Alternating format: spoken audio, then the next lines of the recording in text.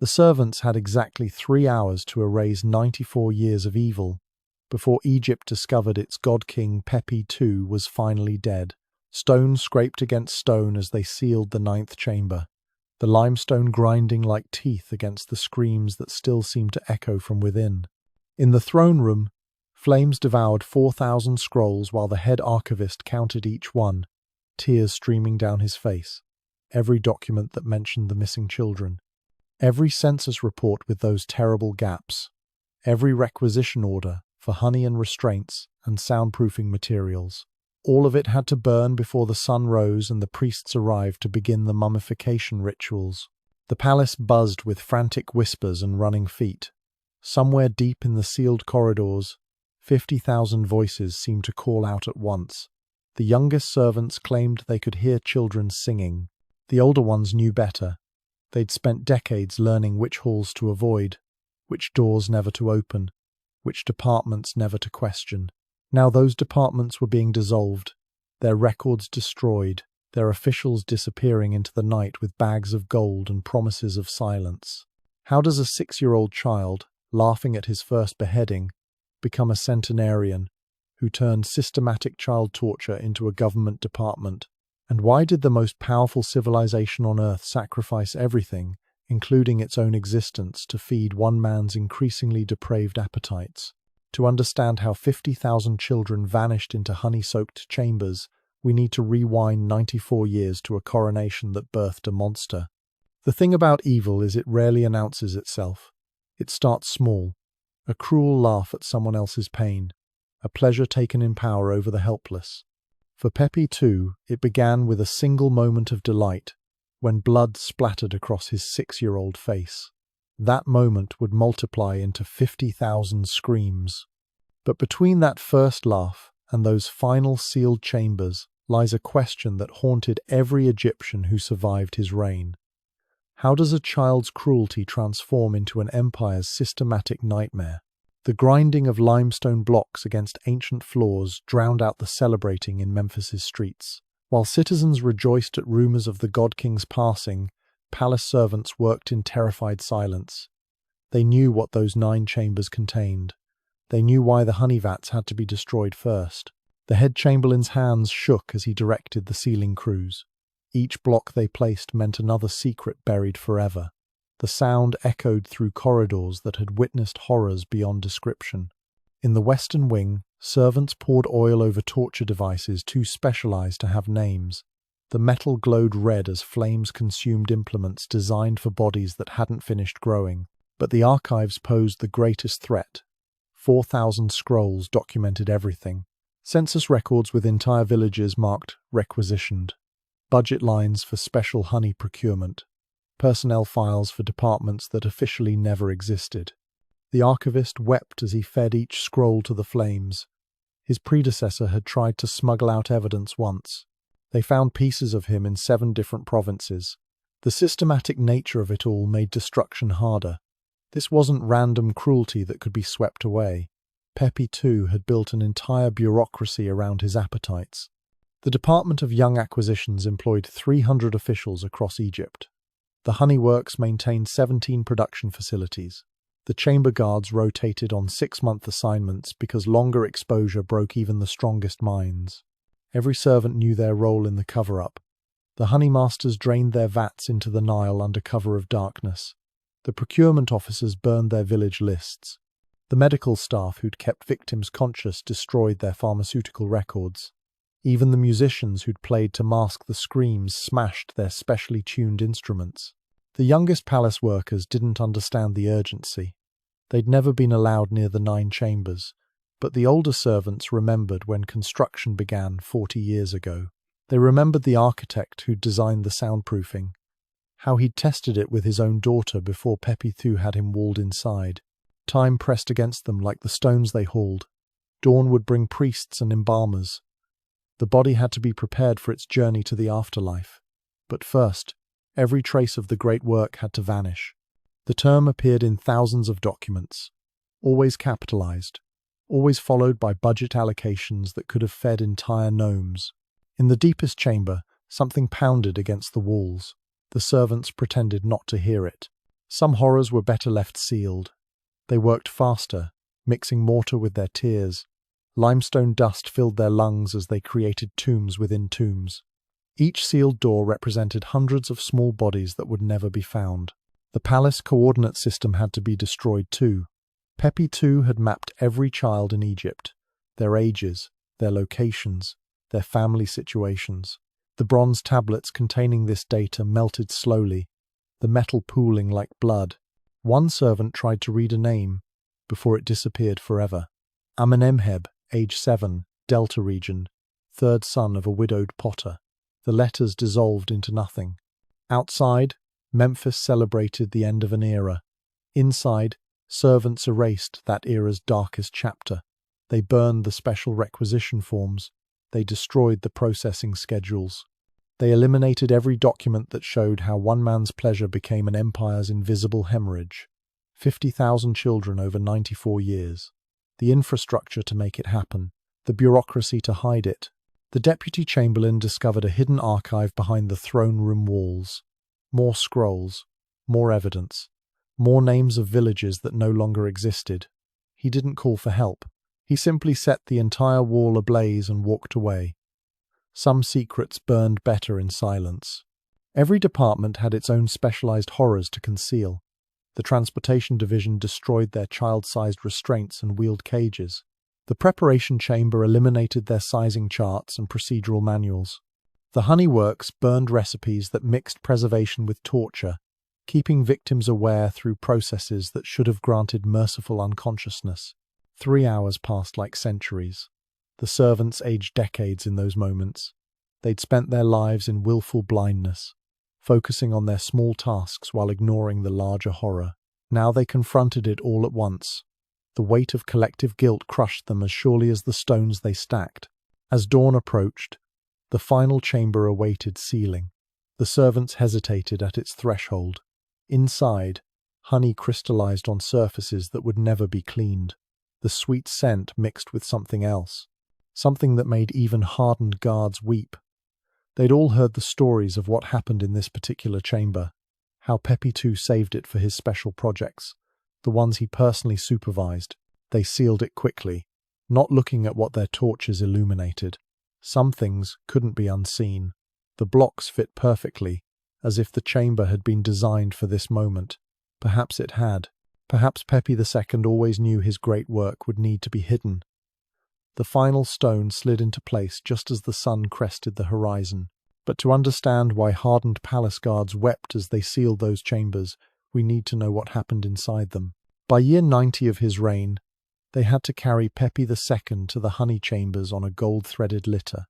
His legs, swollen with age and excess, could no longer bear the weight of his body or his crimes. The carriers moved in practiced silence through corridors where torchlight flickered against hieroglyphs depicting eternal life. Each step echoed like a countdown. The servants who bore him had learned to breathe through their mouths. The sweet stench from the chambers clung to everything. It seeped into stone, into clothes, into dreams. 4 men carried the litter while 2 others walked ahead, ensuring the path remained clear of witnesses. The rhythm of their footsteps masked other sounds. Sounds that leaked through sealed doors despite 40 years of architectural refinements. In the preparation rooms, his staff had already begun their grim work. The selection master consulted his charts, cross-referencing 47 different criteria: height ratios, bone density estimates, vocal cord development. Each measurement had been refined through decades of documentation. The old man's preferences had grown more specific with age, more demanding, more impossible to fulfill without expanding the hunting grounds beyond Egypt's borders. The transformation hadn't happened overnight. Young Pepi had started with simple cruelty, a servant beaten here, a prisoner tortured there, but by his 40th year, casual violence no longer satisfied. He needed structure, system, scale.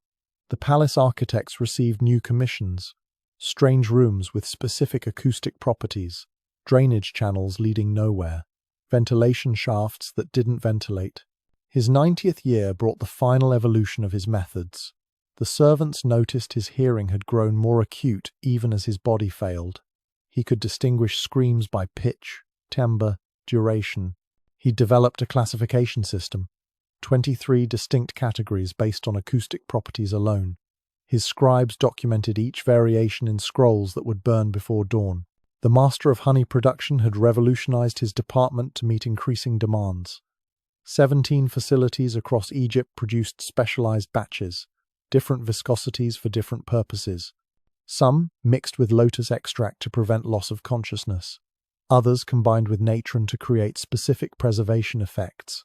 The recipes filled 300 scrolls, each one tested and refined through repetition. The litter bearers reached the antechamber. Here, Pepi II would prepare himself. Even at 100, he insisted on personally selecting victims. His fingers, gnarled with age, would trace measurement charts. His clouded eyes would study regional reports.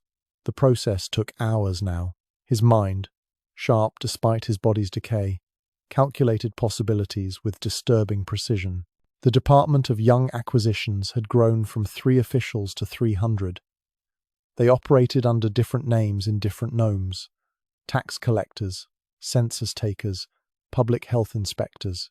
Their real purpose remained hidden behind legitimate titles and royal seals. Each official carried bronze tablets listing criteria so specific they seemed mad, until you understood their purpose. The quarterly reports painted a picture of systematic efficiency, village populations tracked over decades, family structures mapped and monitored, children categorized by dozens of attributes. The bronze tablets updated constantly as young voices changed, as bodies grew, as circumstances shifted. Some settlements had contribution quotas, others remained untouched, saved for future needs. In his final years, Pepi II had grown obsessed with acoustic perfection.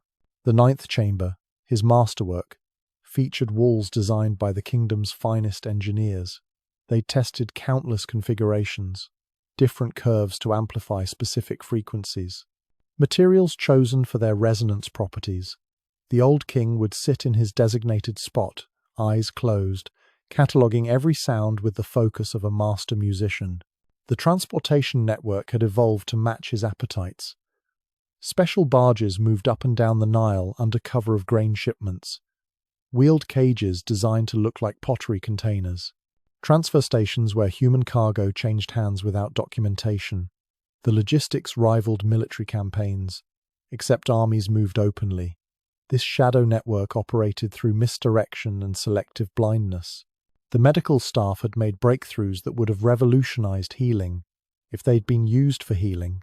Instead, their knowledge served darker purposes. They'd mapped nerve clusters, calculated pain thresholds, developed compounds that kept minds alert through experiences that should have granted unconsciousness. Their expertise grew through repetition, through 50,000 unwilling subjects across 9 decades. Regional administrators learned to anticipate the palace's needs. They tracked births, monitored vulnerable families, identified targets months in advance. The smart ones exceeded their quotas to earn favor. The principled ones found themselves replaced. Or worse, the system rewarded efficiency and punished conscience. After 90 years, only the efficient remained. The architectural evolution of the chambers told its own story. The first had been simple, a repurposed storage room with basic drainage. By year 30, specialized construction had begun: acoustic dampening, temperature control, surfaces that could be cleaned quickly. By year 60, the designs had reached their current sophistication.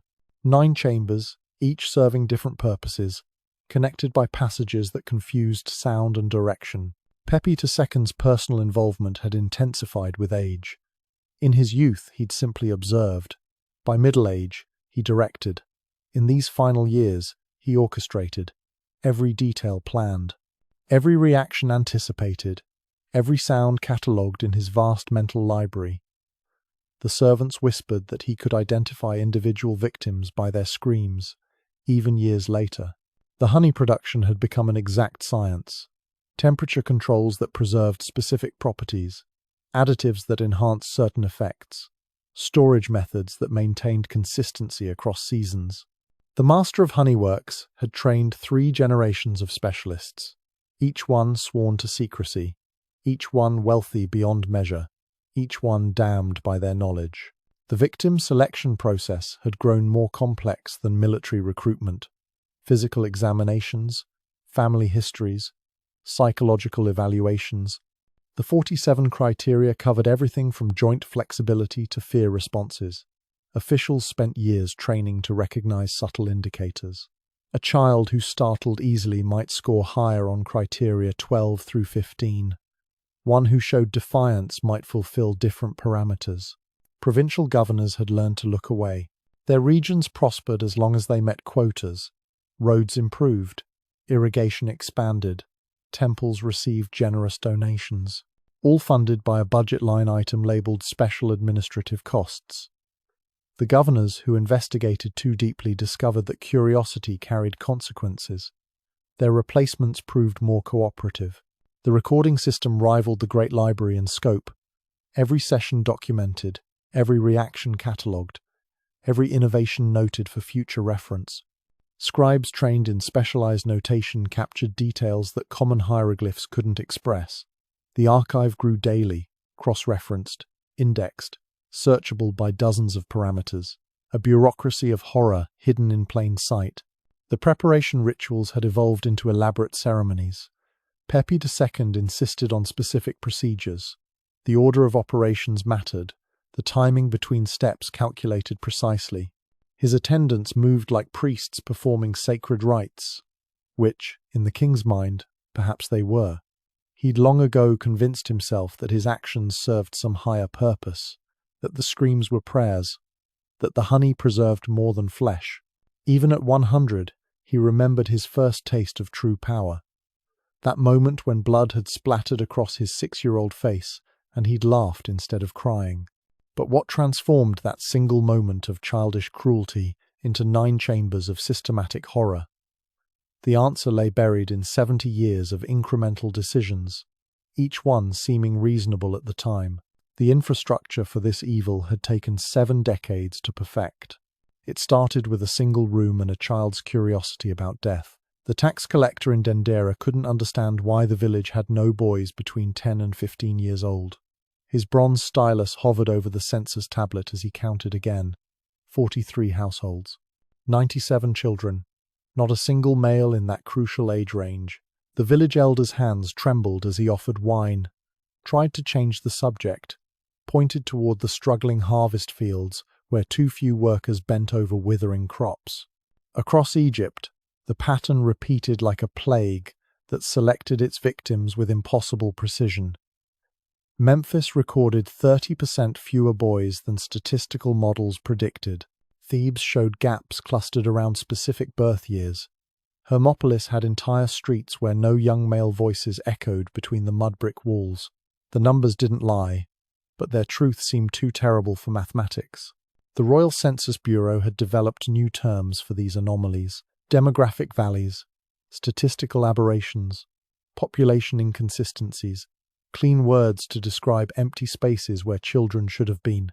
The bureau chiefs filed their reports with growing alarm. Some provinces showed 70% losses in specific age groups. Entire generations hollowed out, leaving communities that aged without renewal. In the farming districts south of Memphis, the harvest failures had become predictable as flooding season, not from drought or disease, but from absence. Fields needed young backs to work them. Irrigation channels required maintenance by nimble hands. The work went undone. The crops withered. The cycle of decline accelerated with each missing child, each empty household, each village that couldn't sustain itself. The Department of Agricultural Assessment sent investigators to document the crisis. They found ghost towns in making, settlements where the youngest male was 17, where mothers clutched their infant sons with desperate fear, where families with daughters prospered, while those with sons mysteriously relocated in the night. The investigators filed reports that disappeared into palace archives. New investigators replaced those who asked too many questions. The economic impact rippled through every level of society. Craftsmen couldn't find apprentices. Military recruiters faced empty training grounds. Temple schools closed for lack of students.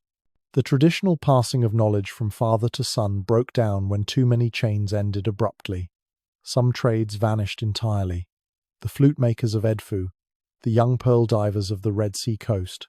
Skills lost because their practitioners disappeared before teaching them. Provincial administrators developed creative accounting to hide the losses. They merged villages on paper to disguise depleted populations. They reclassified age groups to obscure the gaps.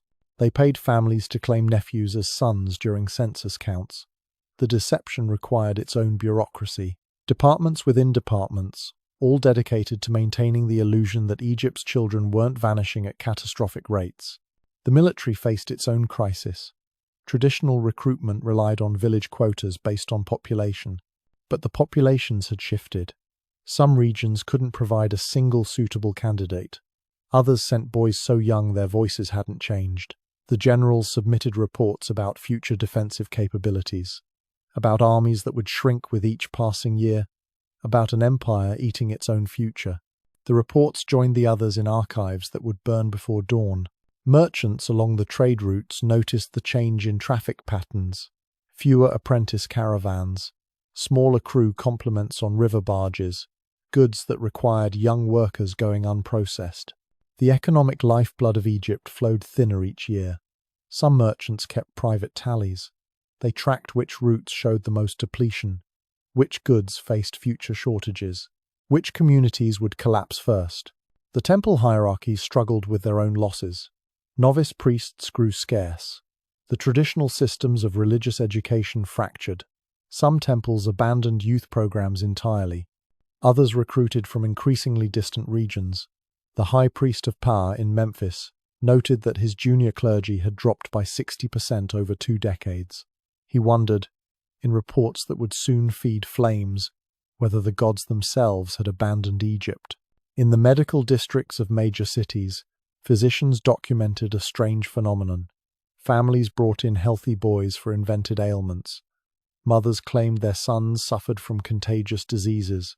Fathers insisted their boys showed signs of madness, anything to make them undesirable, to remove them from whatever selection process swept through their neighborhoods.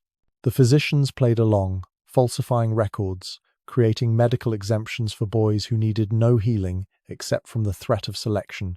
The scholarly class noticed the gaps in their succession planning. Mathematical knowledge traditionally passed from master to student in unbroken chains, but links kept disappearing.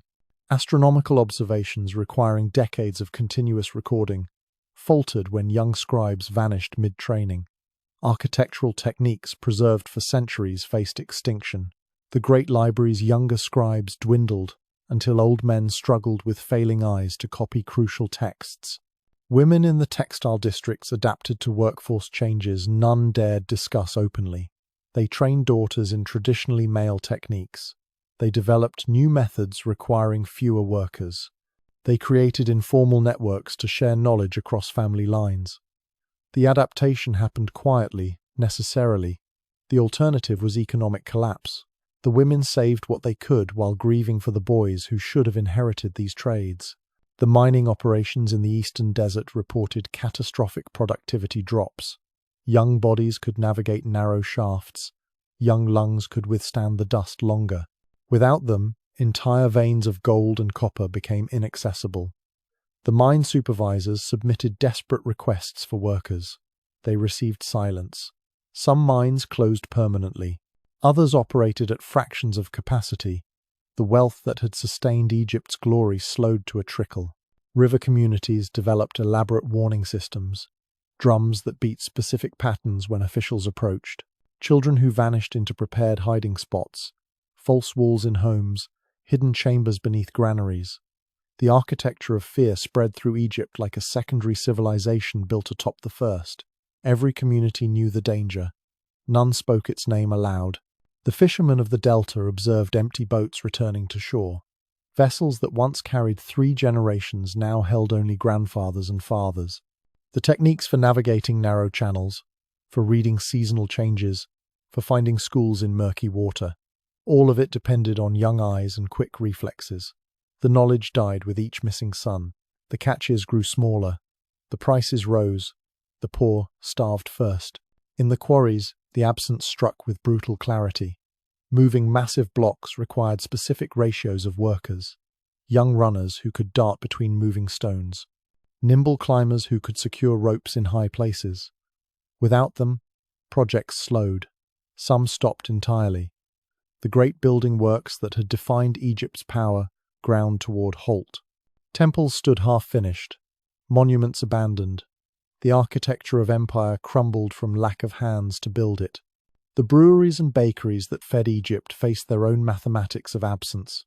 Production required precise timing. Young workers who could maintain fires through night shifts. Who could carry heavy loads in heat that broke older backs? The facilities operated below capacity. Food shortages followed labor shortages. Hunger followed the vanished children like a shadow growing longer each year.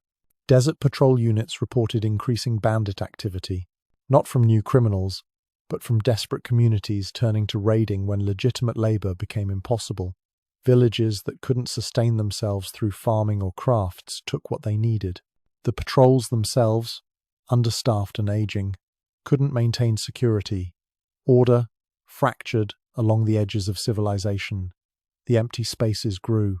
The shipbuilders of the northern coast documented the decline in maritime capabilities. Complex vessels required apprenticeships starting in childhood. By the time boys reached suitable age, they'd vanished. The knowledge of hull construction, of sail configuration, of navigation techniques faced extinction. Egypt's naval power withered. Trade routes closed. The kingdom turned inward, eating itself.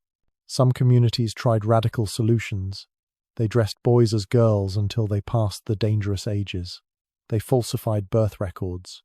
They created elaborate family swaps, sending sons to distant relatives while claiming cousins as their own. The deceptions required constant vigilance. One slip meant empty beds, silent houses, mothers who aged decades overnight. The state granaries reported shrinking reserves, not from crop failures alone, but from workforce collapse. Harvesting required speed. Processing demanded endurance. Storage needed constant maintenance. Each missing generation created cascading failures. The granaries that had sustained Egypt through 7-year famines couldn't survive the systematic drain of workers. Officials rationed bread in the capital. The poor remembered when Egypt fed the world. Currency itself reflected the demographic catastrophe. The value of child labor, never officially acknowledged, showed in wage inflation for remaining workers. A young apprentice commanded prices once reserved for master craftsmen. Families with working sons found themselves wealthy. Those without faced poverty, regardless of previous status. The economy restructured around absence. The papyrus makers of the Delta documented their own extinction. The craft required children to wade through marshes, harvesting reeds in areas too shallow for boats. Without young workers, entire beds went unharvested. Papyrus became scarce, then precious, then unobtainable for common use. Record-keeping faltered. Communication slowed. The written word itself became casualty of the missing. In the construction districts, foremen developed new building techniques adapted to older workers. Lighter materials, simpler designs, structures that prioritized function over glory. The magnificent architecture that had proclaimed Egypt's power gave way to utilitarian necessity. Some visitors from foreign lands wondered aloud why the greatest builders in history now created such modest works. The foremen didn't answer. The regional governors compiled statistics they knew would be buried. 70% losses in the most affected areas. Entire age cohorts eliminated. Bloodlines ended. Villages that would cease to exist within a generation. They submitted these reports through special channels, used coded language, referenced administrative challenges and workforce redistributions. The truth hid behind euphemisms that fooled no one who saw the empty fields and silent streets. The demographic apocalypse reached beyond mere numbers. It severed the connections between generations. Grandfathers with no grandsons. Skills with no students.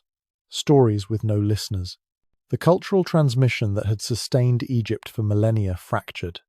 Some regions lost dialects when no young voices remained to speak them. Others saw religious traditions vanish when no children attended the festivals. Tax collectors like the one in Dendera learned to adjust their expectations. They assessed based on who remained, not who should be there.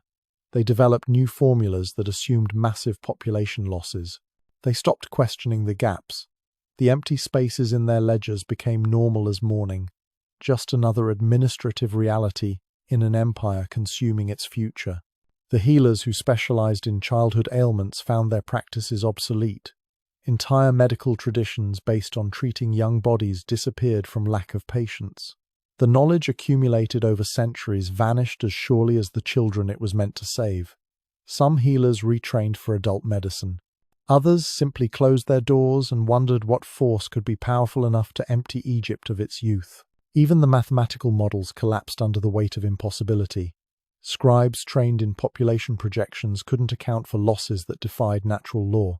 Disease struck randomly. War took fighting-age males. Famine affected all ages equally. But this selective harvesting, this precise elimination of specific demographics, broke every predictive tool. The numbers suggested not catastrophe, but intention. These weren't war casualties or plague victims. Every single one had been selected, catalogued, and consumed by a system that turned procurement into a science. The 70% losses in some villages weren't random. The empty harvest fields weren't accidental. The communities hollowed out of their future had been targeted, documented, and systematically drained by a bureaucracy that operated with the efficiency of tax collection and the secrecy of tomb robbers. The farmers of Lower Egypt watched their grain wither while endless fields of flowers bloomed for a purpose too terrible to speak aloud. Where barley once swayed in the desert wind, now purple lotus and white jasmine stretched to the horizon. The transformation had taken 40 years. First a field here, then entire districts. Now, half the arable land in Egypt grew flowers instead of food. The farmers knew why. They'd seen the harvest wagons arrive empty of grain but full of special cargo heading north to Memphis. In the village of Tawaret, old Amenhotep remembered when his fields produced enough wheat to feed 300 families. Now those same fields blazed with color: crimson poppies, golden chrysanthemums, blue cornflowers that attracted clouds of bees so thick they darkened the sky. The buzzing never stopped, day and night. The insects worked, producing honey in quantities that defied nature. The beekeepers had become the wealthiest men in Egypt after the palace officials. They maintained hives numbering in thousands, arranged in precise patterns that maximized production. Each hive bore the royal seal. Each drop of honey went directly to Memphis under armed guard. The local children hadn't tasted sweetness in 20 years. Provincial governors received their flower quotas like military conscription orders. This nome must convert 800 acres. That district needed 1,200. The orders came with generous subsidies that somehow never quite covered the cost of importing food to replace what no longer grew. The mathematics of starvation disguised as agricultural policy. The master of agricultural transformation had refined his system over decades. Different flowers for different honey types, specific blooming schedules to ensure year-round production, soil treatments that forced plants to produce more nectar than nature intended. The bees worked themselves to death, trying to process it all. Entire colonies collapsed from exhaustion. New ones were imported from Nubia, from Libya, from anywhere that still had healthy hives. In Memphis, the Royal Honey Works operated day and night. The complex covered 16 acres. Smoke from the rendering fires never stopped rising. Workers processed thousands of clay jars daily, each one sealed with the king's cartouche. The sweet scent that drifted from the compound made citizens gag. They'd learned to associate that smell with other things, with census takers who came in the night, with empty houses in the morning. The procurement budget for honey production exceeded military spending. That single line item in the royal treasury could have built 3 pyramids. Instead, it built an industry of sweetness that served purposes no baker would recognize. The accounting scrolls showed payments to flower farmers, beekeepers, processors, transporters. What they didn't show was why Egypt needed enough honey to fill the Great Pyramid itself. Kenti had been Lower Egypt's finest farmer before the transformation. His wheat had fed the capital for 30 years. Then came the royal decree: convert to flowers or face exile. He'd watched his grain fields burn, watched purple lotus planted in their ashes. Now he tended plants he'd once considered weeds while his family bought bread at prices that consumed their royal subsidy before the month ended. The honey itself came in 17 grades, each one processed differently, some thick as tar, others flowing like water, colors ranging from pale gold to deep amber, to an almost black variety that came from flowers no one discussed. The processing methods remained state secrets. Workers in the honeyworks signed contracts that bound their entire bloodlines to silence. The transportation network for honey rivaled the one for grain at Egypt's height. Special barges designed with temperature-controlled holds, relay stations every 20 miles along the Nile, guards who never inspected their cargo too closely. The honey moved north in a constant stream. Memphis consumed it at rates that would have supplied the entire kingdom's sweetening needs for decades. In the flower fields, children had once helped with planting and harvesting. Had once. Now the fields employed only adults. Men and women who'd learned not to bring their sons to work. Who'd noticed that children who handled certain flowers never came home. The yellow variety that bloomed only at night seemed especially dangerous. Farmers burned those plants when inspectors weren't watching. The ecological devastation spread like the flowers themselves. Birds that fed on grain seeds vanished. Small mammals that lived in wheat fields died off. The balance of nature twisted to serve unnatural demands. Some regions reported plagues of insects. Others saw mass die-offs of pollinators overwhelmed by endless acres of the same blooms. The land itself seemed to rebel against its new purpose. The Royal Agricultural Survey documented falling food production every year for 3 decades. Each report recommended returning to grain cultivation. Each recommendation vanished into palace archives. Meanwhile, the flower quotas increased. More acres converted. More farmers watched their ancestral fields transform into rainbow nightmares that fed no one, but filled the royal storehouses with golden poison. Even the bees showed signs of change. Keepers reported increasingly aggressive behavior. Hives that attacked without provocation. Queens that produced deformed offspring. Some colonies seemed to go mad, building comb in impossible patterns, producing honey that crystallized wrong, that carried a bitter undertone no matter which flowers they visited. The keepers burned these hives quickly. The honey from mad bees went to special collections. The economic ripple effects reached every market in Egypt. Bread prices tripled. Beer became luxury. Basic foodstuffs that had been abundant for millennia grew scarce. The priests noted that offerings to the gods had shifted. Where once believers brought grain and bread, now they offered what little they had. The gods must be hungry too, they whispered, as hungry as their people. In the deep delta where wildflowers grew without cultivation, collection teams worked under military guard. These natural varieties produced specific types of honey, rare, precious, dangerous to harvest. The collectors wore thick leather suits despite the heat. They worked in absolute silence. They never went into those marshes during the full moon. They never explained why. The flower farmers developed their own bitter humor. They called their fields the hungry colors. They joked about feeding rainbows while their children starved. They named new varieties after the families who died clearing the land for planting. Dark comedy masking darker truths. The only way to survive was to laugh at the madness or be consumed by it. The Royal Botanical Gardens in Memphis showcased flowers from across the empire, specimens carefully cultivated for their nectar properties. The garden's director, a man who'd once grown medicinal herbs to heal, now grew plants for purposes that violated every oath he'd taken. He kept detailed notes on which combinations produced specific honey characteristics. His research advanced the field of botanical chemistry by centuries. His conscience died a little more each day. Water distribution had changed to favor flower cultivation. Irrigation channels that had sustained food crops for 3,000 years were redirected. Some farming communities found themselves cut off entirely. Their protests met with silence or arrests. The water flowed to the flowers. The people learned to dig deeper wells or move away. Ancient settlements abandoned because lotus fields needed their river access. The honey production facilities employed thousands. renderers, refiners, quality inspectors, jar makers, seal crafters, transport coordinators, an entire economic sector built around producing sweetness for purposes that consumed rather than nourished. The workers earned triple normal wages. They spent it all on food that grew scarcer each season. The honey economy devoured itself like the Ouroboros. In secret meetings, agricultural officials discussed the mathematics of collapse. How long before food production fell below critical levels? How many more acres could be converted before famine became inevitable? They created models showing population decline curves, starvation projections, the point of no return.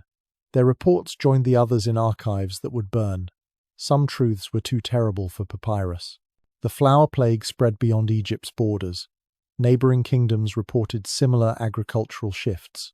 Fields of grain replaced by blazing color, honey production increasing while populations decreased. The pattern repeated like an infection, as if Egypt's madness had become contagious, as if the flowers themselves carried seeds of empire-wide destruction. By year 70, entire nomes had transformed into flower production. The western desert bloomed where it had never seen cultivated plants. The eastern edges burst with color visible from the Red Sea hills. From above, Egypt must have looked like a painted corpse. Beautiful, artificial, rotting beneath its decorated surface.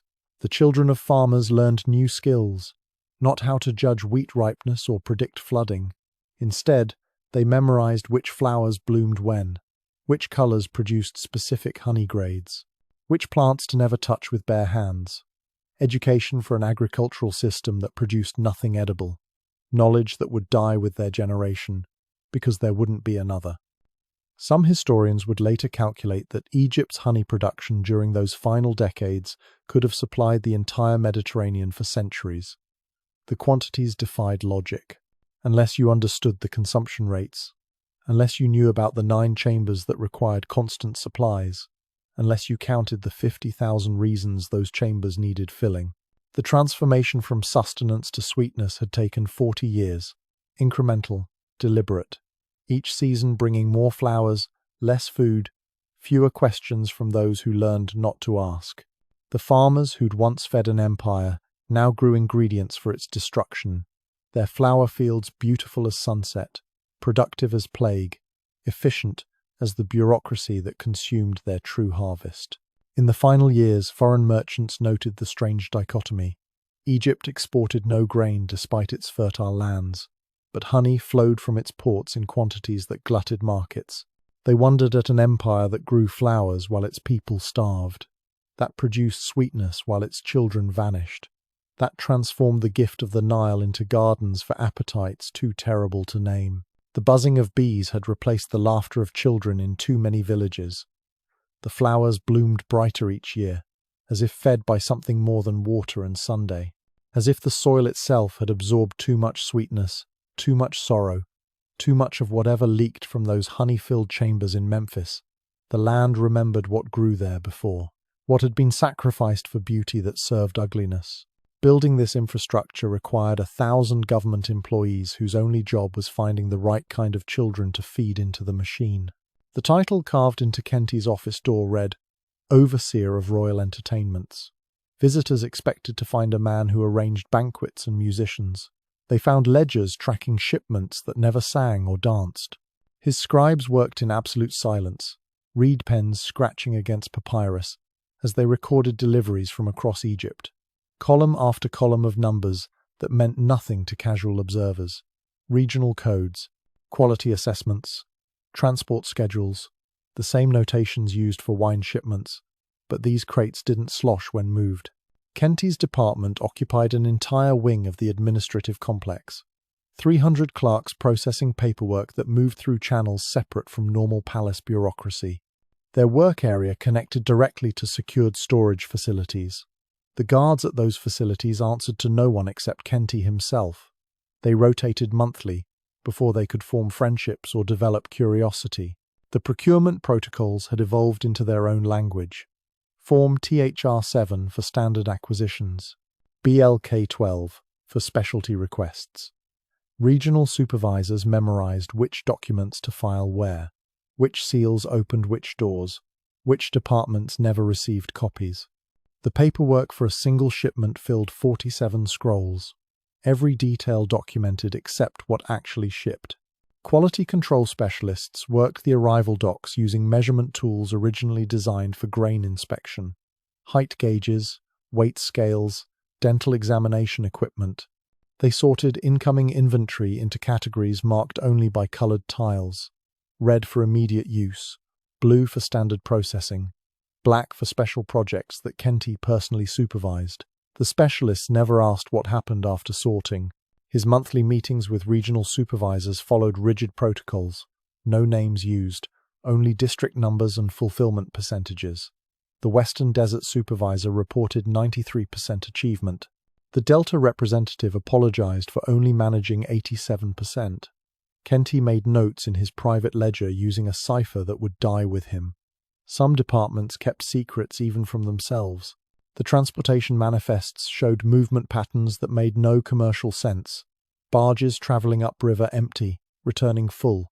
Caravans departing at night to avoid trade route congestion that didn't exist. Delivery schedules timed to lunar phases for reasons never explained. Every shipment guarded like royal gold, though the manifest categories mentioned only administrative supplies. Budget meetings with the Treasury revealed the scope of operations.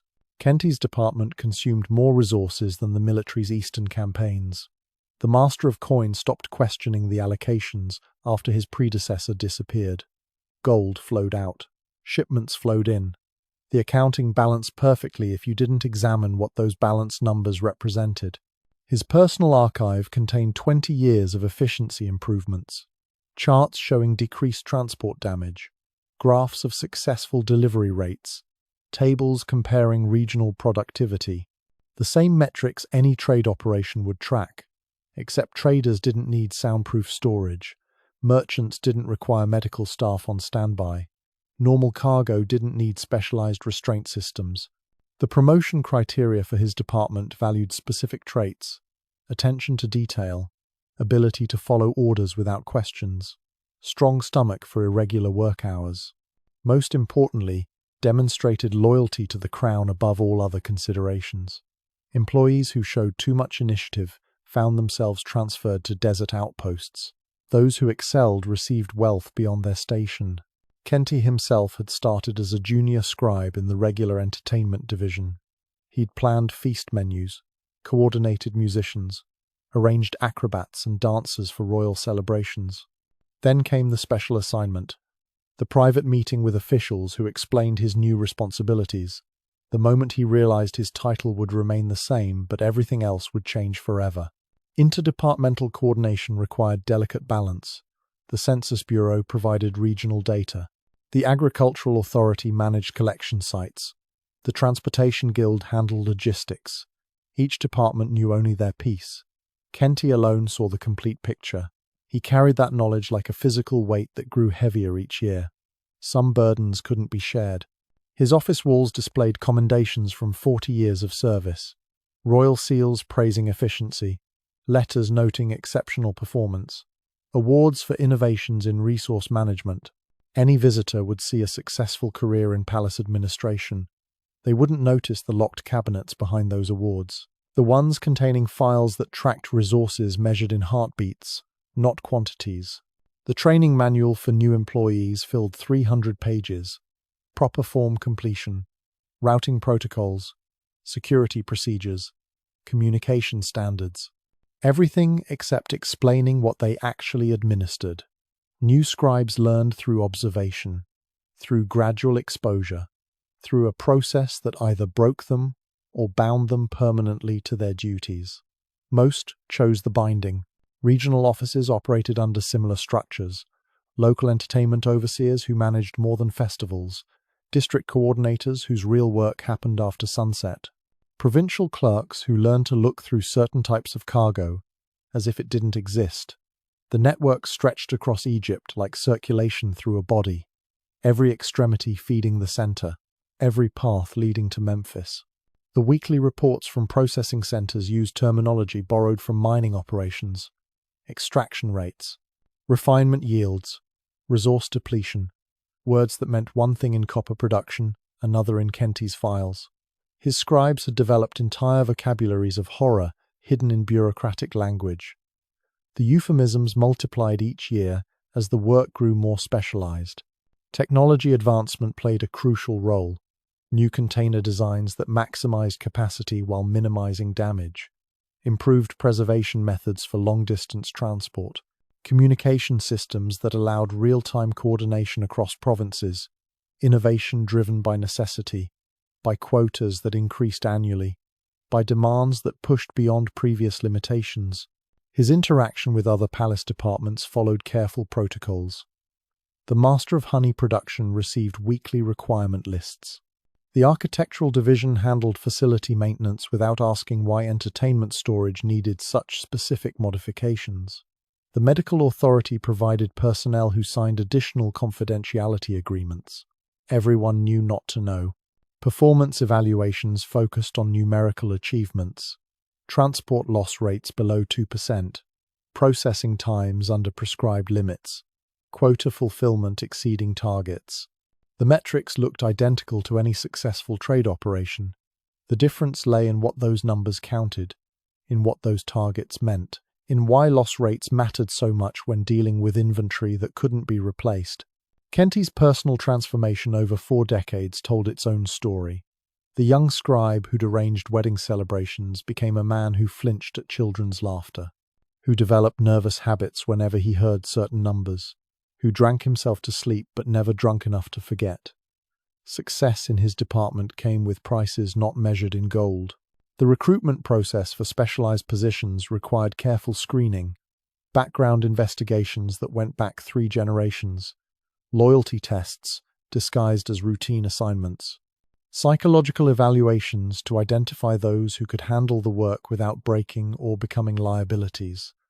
The rejection rate exceeded 90%. Those selected received compensation that ensured both comfort and silence. Emergency protocols covered various contingencies: what to do if shipments arrived damaged, how to handle security breaches, procedures for unexpected inspections, plans within plans, all designed to protect the operation's true nature. The protocols grew more elaborate each year, more paranoid, more necessary as the scale expanded beyond original projections.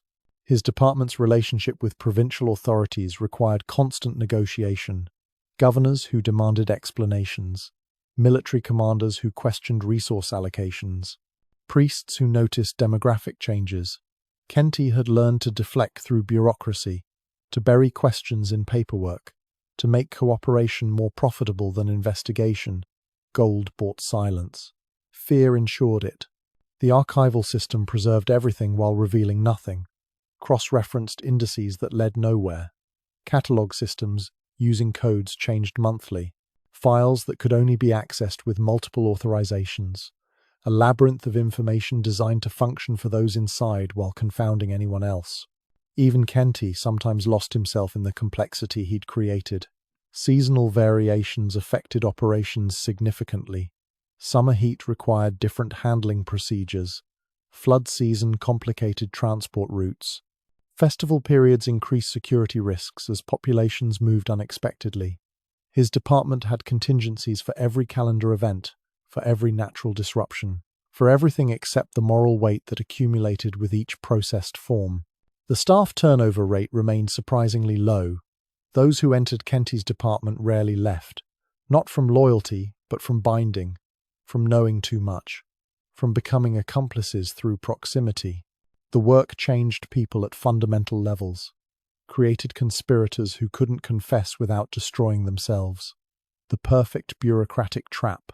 His final innovation before retirement would be the automated sorting system, mechanical processes that removed human judgment from selection, numerical criteria applied without emotion or hesitation. The ultimate expression of bureaucratic efficiency, a machine for processing forms that represented lives, a system that would outlive its creator, running on momentum and established procedure. This systematic approach didn't spring from nowhere. It evolved from something that started when Pepi was just 10 years old. The entire Egyptian court stood frozen for an hour, watching a 10-year-old boy study a dying sparrow. The bird's wing bent at an impossible angle. Its chest fluttered in broken rhythm. Young Pepe squatted beside it, head tilted, counting each laboured breath on his fingers. The vizier's legs had gone numb 20 minutes ago. The high priest's ceremonial staff trembled from the strain of holding position. 43 officials waited in absolute silence, because the prince had commanded stillness to better hear the bird's final sounds. The scraping of tiny claws against limestone created the only noise in the vast throne room. Pepe reached out with one finger and pressed the bird's unbroken wing flat against the stone. The sparrow's cry pierced the silence. Every courtier flinched. The boy smiled and removed his finger, watching the wing struggle to extend. He pressed again. Released, pressed, released. Each cycle brought weaker resistance. His personal scribe crouched nearby with papyrus and ink, documenting observations as the prince dictated in his high child's voice. Wing compression reduces struggle by approximately half after third application. Vocalization pitch increases with direct pressure to chest area. Eye dilation corresponds to respiratory distress. The scribe's hand shook as he wrote. These weren't the multiplication tables he'd been hired to teach. The sparrow had fallen from its nest 3 hours ago during the morning ceremonies. Any other child might have called for the gardeners to dispose of it. Pepe had ordered the court to cancel all proceedings, to gather in a circle, to observe what he called his first practical lesson in cessation mechanics. The phrase sounded rehearsed, as if he'd been waiting for exactly this opportunity. General Amenhotep watched from his position near the door, calculating how many more hours his soldiers would wait in formation outside. The morning military review had been postponed indefinitely. 3,000 men standing in the desert sun because a bird had fallen at an inconvenient moment. Because a prince had found something more interesting than army maneuvers in a creature's slow dissolution. Pepe produced a small knife from his belt. The blade caught the light as he made a precise incision along the sparrow's breast. Not deep enough to kill quickly, just sufficient to observe what he termed the interior response to external stimuli. The bird's cry changed pitch. The prince nodded with satisfaction and instructed his scribe to note the tonal variation. The Minister of Agriculture thought of his grandson, the same age as the prince. How the boy had wept last week when their household cat killed a mouse. The normal response of normal children to death's small intrusions. Yet here sat the future god-king of Egypt, dissecting suffering with the detachment of a master physician triple his age. The minister's stomach turned as Pepe made a second incision. Royal physician Keti recognized the precision in those cuts.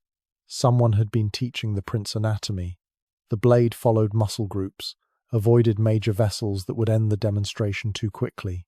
The boy had either studied texts meant for medical students or received private instruction. Keti suspected both. He also suspected he knew why the previous royal physician had requested sudden reassignment to a frontier garrison. The sparrow's movements had slowed to occasional twitches. Pepe leaned closer, his ear nearly touching the bloodied feathers. He whispered numbers to his scribe. Heartbeats per breath, breaths per minute. The correlation between blood loss and vocalization capacity. Data points that would seem clinical if they hadn't come from a child still young enough to require afternoon naps. Princess Ankhesenamun watched her younger brother from behind a pillar. She'd tried to warn their mother about Pepe's strange interests, about the insects she'd found in his room, carefully pinned to boards with notes about how long each type took to stop moving. Mother had dismissed it as natural curiosity. Boys studied death. They played at war. They'd grow out of it. But Ankhesenamun had seen Pepe's eyes during those experiments. The focus there wasn't childish. It was something colder. The sparrow gave a final shudder. Pepe sat back on his heels, clearly disappointed. He'd wanted the process to last longer, to provide more data. He turned to address the court for the first time in an hour, his voice carrying the petulance of any child denied a toy. The bird had ceased too quickly. Its constitution proved weaker than anticipated. They would need to find subjects with greater endurance for future studies. Lord Chamberlain Seneb felt ice form in his chest at that word. Subjects, plural, future. The prince wasn't satisfied with one afternoon's exploration. This had been a test, a demonstration. a way of measuring which courtiers would object and which would comply. Seneb glanced around the circle. No one had spoken against the display. They'd all become complicit through silence. Pepe stood and kicked the sparrow's corpse aside with casual indifference. He instructed his scribe to prepare clean papyrus for tomorrow's session, to research which creatures possessed the strongest constitutions, to inquire about obtaining live specimens from the royal menagerie. The scribe bowed low, his face carefully neutral despite the sweat beading on his forehead. The court dispersed in hushed whispers once the prince departed. Some hurried to missed appointments. Others lingered, exchanging worried glances. The master of protocol approached the bloodstain on the throne room floor, wondering if it should be cleaned immediately or left as evidence of the morning's events. He decided to leave it. Some stains served as warnings. In his private study, High Priest Amenemheb drafted a carefully worded letter to the temple archives. He requested all texts relating to the spiritual implications of sadism in royal bloodlines, historical precedents for divine intervention, rituals of purification for palaces tainted by unnatural acts. He sealed the letter with shaking hands. The gods had sent Egypt a test in the form of a beautiful child with dead eyes. Pepe's tutors convened an emergency meeting that evening. The mathematics instructor reported the prince's questions had shifted from geometry to calculating stress tolerances in organic materials. The language teacher noted requests for translations of foreign texts on anatomy. The philosophy tutor mentioned increasingly specific inquiries about the nature of consciousness during extreme states. Each revelation built a picture none wanted to complete. The palace guard, who'd stood nearest to the prince during the sparrow incident, requested transfer to border duty that same night. He'd spent 4 years protecting the royal family without complaint, had faced assassins and raiders without flinching. But something in the child's expression as he'd made those careful cuts had shaken him more than any external threat. Evil from outside could be fought. Evil growing from within required different strategies. Young Pepe had discovered his calling in that dying sparrow. Not kingship, not divine rule, something more fundamental. The ability to transform suffering into knowledge, to systematize pain, to build understanding from destruction. The court had witnessed the birth of something new in Egyptian royal history, a different kind of god-king, one who would worship through methodical dissolution. His next experiment would involve cats, then dogs, then livestock, always escalating, always documenting, always pushing boundaries while maintaining the pretense of scholarly inquiry. The scribe assigned to record these sessions would develop a tremor in his writing hand, would start making excuses, would eventually be replaced by someone with a stronger stomach and weaker conscience. Within 3 months, the prince would submit his first formal proposal to the royal council, a request to establish what he'd term a Department of Biological Inquiry, for the advancement of medical knowledge, for the glory of Egypt, for purposes that would grow darker with each passing year. The council would debate, would worry, would eventually approve because refusing a divine prince carried its own dangers. The sparrow had been practice. Everything that followed would be application. The court had watched a child discover his nature in 1 hour of patient cruelty. They'd seen the birth of systematic evil disguised as curiosity. They'd stood in silent witness to the moment Pepe transformed from prince to predator, the moment that would echo through 50,000 screams across 94 years. But this scholarly interest in death was just the beginning. Something else had shaped the boy even earlier, in the execution yard when he was barely 6 years old. The day that would create a monster who'd one day turn his appetite toward human subjects. The scribe's stylus trembled as 12-year-old Pepe dictated his 47th category of pain response. The bronze tip scratched against papyrus, recording observations that would have made veteran battlefield surgeons vomit. Category 12. Vocalization changes when pressure applied to joint separations. Category 13. Duration of consciousness during systematic blood loss. Category 14 through 23 explored variations too specific for any mind that hadn't spent 6 years transforming cruelty into scholarship. The Royal Library's restricted archive had grown 3 shelves since the prince began his research. Scrolls bound in black leather, sealed with wax that bore his personal cartouche. The librarians who filed these documents developed mysterious illnesses, sudden needs to visit distant relatives, anything to avoid handling texts that documented suffering with the precision of tax records. Master Scribe Amenemheb had served the royal family for 30 years without complaint. Now his hands shook each morning as he prepared fresh papyrus for the prince's daily sessions. The boy who'd once studied hieroglyphs now demanded new symbols, characters to represent sounds the written language had never needed to capture, the sharp intake of breath before a scream, the wet gurgle of a partially crushed windpipe, the specific pitch achieved only through calculated application of heated bronze. Pepe's intellectual approach terrified the court more than random cruelty would have. He cited sources, drew comparisons, built theoretical frameworks around suffering that would have impressed the Academy of Memphis if the subject matter hadn't violated every principle of Ma'at.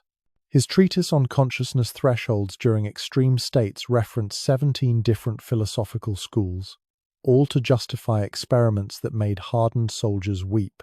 The prince maintained correspondence with scholars across the Mediterranean, letters discussing the nature of pain, the boundaries of endurance, the relationship between physical dissolution and spiritual essence. He wrote with the vocabulary of a master physician and the enthusiasm of a child describing his favorite game. The scholars who received these letters rarely responded twice. His private study resembled a battlefield medical tent crossed with a temple library. Anatomical drawings covered the walls, not the reverent illustrations found in healing texts. These showed stress points, vulnerability maps, diagrams of how to extend suffering without causing premature death. The cleaning servants had to be replaced monthly. Even illiterate workers understood what those drawings meant. The categorization system grew more complex each season. Primary classifications branched into subcategories. Those divided further into specific variations. A taxonomy of torture that rivaled the classification of plants along the Nile.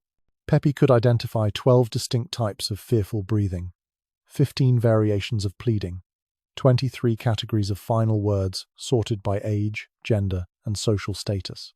His methodology evolved from observation to prediction. Mathematical formulas calculating how long specific procedures would produce specific results. Variables adjusted for body weight, age, previous exposure to trauma. The prince approached atrocity with the rigor of an astronomer mapping star movements. Every data point meticulously recorded, every deviation analyzed for improvement opportunities. The palace physicians found themselves summoned for increasingly disturbing consultations. Questions about nerve cluster locations. Queries regarding consciousness, maintenance during blood loss. Requests for compounds that would enhance sensitivity rather than dull it. The doctors provided answers with the same reluctance they'd show prescribing poison.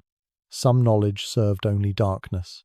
Pepe's notebooks filled with cross-referenced observations that connected seemingly unrelated phenomena. The correlation between lunar phases and pain tolerance, how diet affected scream duration, the relationship between emotional attachment and survival instinct, insights that advanced understanding of human physiology by centuries, knowledge purchased through systematic violation of everything sacred. The young prince established what he termed control groups for his studies, subjects with similar characteristics experiencing different procedures, results compared, conclusions drawn, methodologies refined. The scientific method applied to human destruction with a rigor that would have revolutionized legitimate research. Instead, it revolutionized horror. His linguistic innovations spread through the palace underground. Servants whispered new words for things that shouldn't need naming, terms for sounds that emerged only from specific types of damage, descriptions for the particular way light left eyes under certain conditions. A vocabulary of atrocity that expanded Egyptian language in directions it had never needed to grow. The mathematical precision extended to scheduling, optimal times for different investigations based on temperature, humidity, background noise levels that might interfere with acoustic documentation. The prince maintained charts showing when palace traffic patterns provided maximum privacy, when guard rotations created blind spots. His evil ran on timetables accurate to the water clock's quarter hour. Foreign ambassadors reported the strange atmosphere in Memphis court.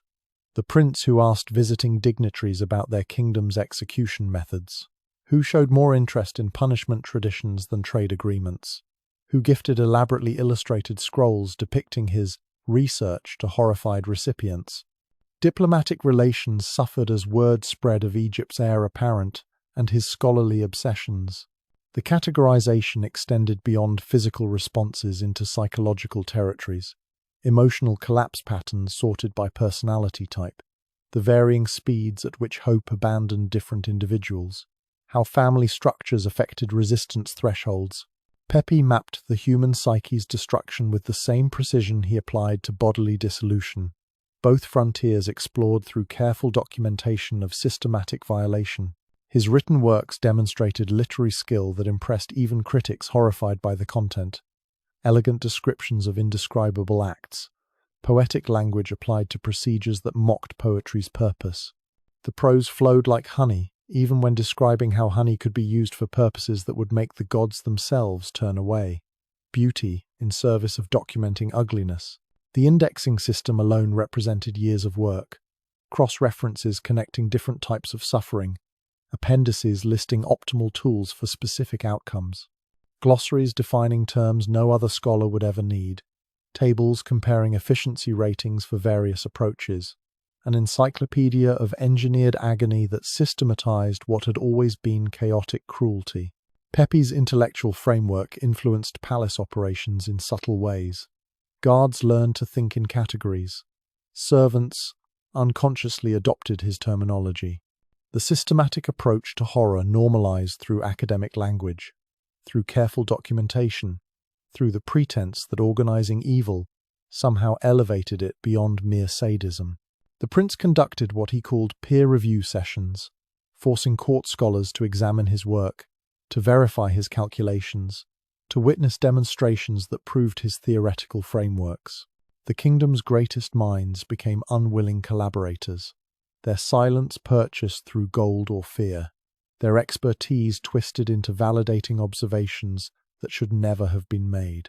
His questions during court sessions revealed the depth of his studies, asking military commanders about prisoner management techniques, querying engineers about structural stress in organic materials, seeking information that seemed innocent until combined with his other interests. The mosaic of knowledge he assembled pointed toward applications that made seasoned administrators develop sudden illnesses during important meetings. The seasonal variations in his research followed natural cycles he'd identified through careful observation. Summer investigations focused on dehydration effects. Winter explored cold's interaction with various procedures. Spring examined how hope affected endurance. Autumn documented the particular despair that came with watching leaves fall while experiencing carefully calibrated dissolution. Nature's calendar became a research schedule. By age 12, Pepe had produced more written material on human suffering than existed in all medical texts combined, volumes that would burn with the rest of the archive. Knowledge that advanced understanding while betraying humanity. The intellectual achievement of a prodigy applied to purposes that made his teachers question whether intelligence itself could be evil. His final innovation before adolescence would be the creation of standardized forms, documents that reduced atrocity to checkboxes, administrative efficiency applied to actions that defied administration. The ultimate expression of his categorical mind, suffering transformed into paperwork, horror becoming routine through proper documentation. The court watched their prince transform from curious child to systematic scholar of suffering. They'd witnessed the birth of evil that wore education's mask, that spoke in measured tones about measured cruelty, that built libraries of pain organized with the same care others applied to preserving wisdom. The intellectual machinery of tomorrow's atrocities taking shape in a 12-year-old's precise handwriting. But beneath all this scholarly systematization lay something raw, something that had awakened on an execution platform when young Pepe first tasted blood and found it sweeter than any honey Egypt's flowers could produce. The Sumerian merchant scrubbed his skin raw after returning from Memphis, but some stains don't wash off. Blood under fingernails could be cleaned. The sweet stench of honey that clung to his robes could fade. What couldn't be erased were the sounds he'd heard echoing from palace corridors during what should have been routine trade negotiations. His name was Namu, and he'd travelled the known world for 30 years, seen cruelty in Assyrian slave markets, witnessed brutality in Hittite military camps. Nothing prepared him for the systematic efficiency of Egyptian horror, the way palace servants moved through halls with practiced blindness, how conversations stopped mid-sentence when certain doors opened, the particular silence that fell when childlike voices drifted from chambers that shouldn't contain children. The Babylonian delegation had departed Memphis 3 days early. Their excuse involved urgent matters at home. The truth showed in how their ambassadors' hands shook signing trade documents, in how their guards refused to stand night watch near the Western Palace wing. They'd heard the honey vats being filled at midnight, seen the small shadows moving in cages designed for transporting livestock. Word spread through merchant networks faster than Nile flooding. Traders who'd dealt with Egypt for generations suddenly found business elsewhere. The Phoenician purple dealers rerouted their ships to bypass Alexandria. Cretan pottery merchants discovered urgent needs to visit other ports. Markets that had thrived on Egyptian gold grew quiet as whispers about Memphis grew loud.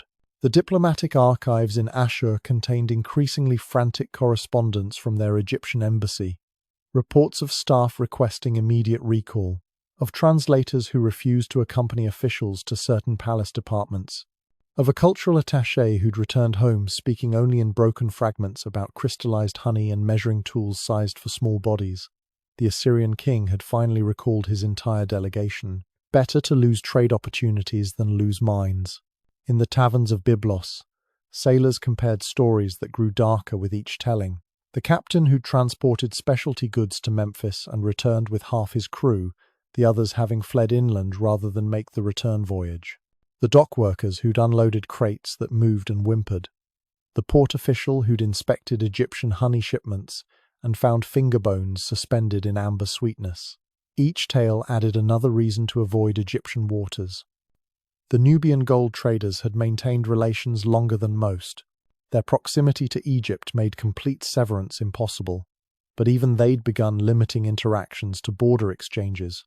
No more journeys to the capital. No more extended negotiations in palace rooms where screams punctuated discussions about exchange rates. Their king had issued private orders. Trade with Egypt, but never travel past the first cataract. Religious delegations reported the most disturbing observations. The Hindu priests visiting from the distant Indus had cut their pilgrimage short after witnessing what they termed a fundamental violation of Dharma. They'd come to exchange astronomical knowledge. Instead, they'd discovered chambers where the stars were painted on ceilings above tables stained with substances that made their holy men weep. They'd performed purification rituals for 7 months after returning home. The Mycenaean Greeks, those traders who'd brave any danger for profit, had started adding surcharges to Egyptian contracts. Danger fees, they called them. Not for pirates or storms, but for the spiritual contamination of approaching Memphis. Their youngest sailors were forbidden from making the journey. Too many had returned, changed, unable to sleep. Speaking of honey that dripped upward and small hands pressed against metal grates, economic data from Ugarit showed the trade shift in stark numbers. Egyptian imports had dropped 70% over 2 decades, not from lack of Egyptian gold or goods, but from merchant refusal. Ships that once competed for Memphis routes now paid premiums to avoid them. The commercial quarter that had served Egyptian traders stood 3/4 empty. Businesses found excuses to relocate whenever Egyptian delegates arrived. The Hittite Empire had formally ceased diplomatic relations after their ambassador's breakdown. He'd attended what was described as a ceremonial viewing, had returned to the embassy compound screaming about categories and measurements, about a prince who'd explained his classification system with the enthusiasm of a scholar describing star patterns. The ambassador had spent his remaining years in seclusion, flinching whenever he heard children's voices. Mitanni merchants had developed elaborate protocols to minimize Egyptian contact.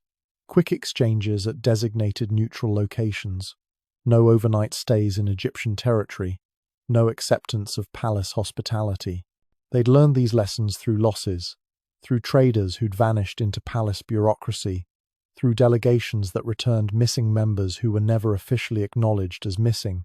The Ethiopian kingdoms had closed their borders entirely.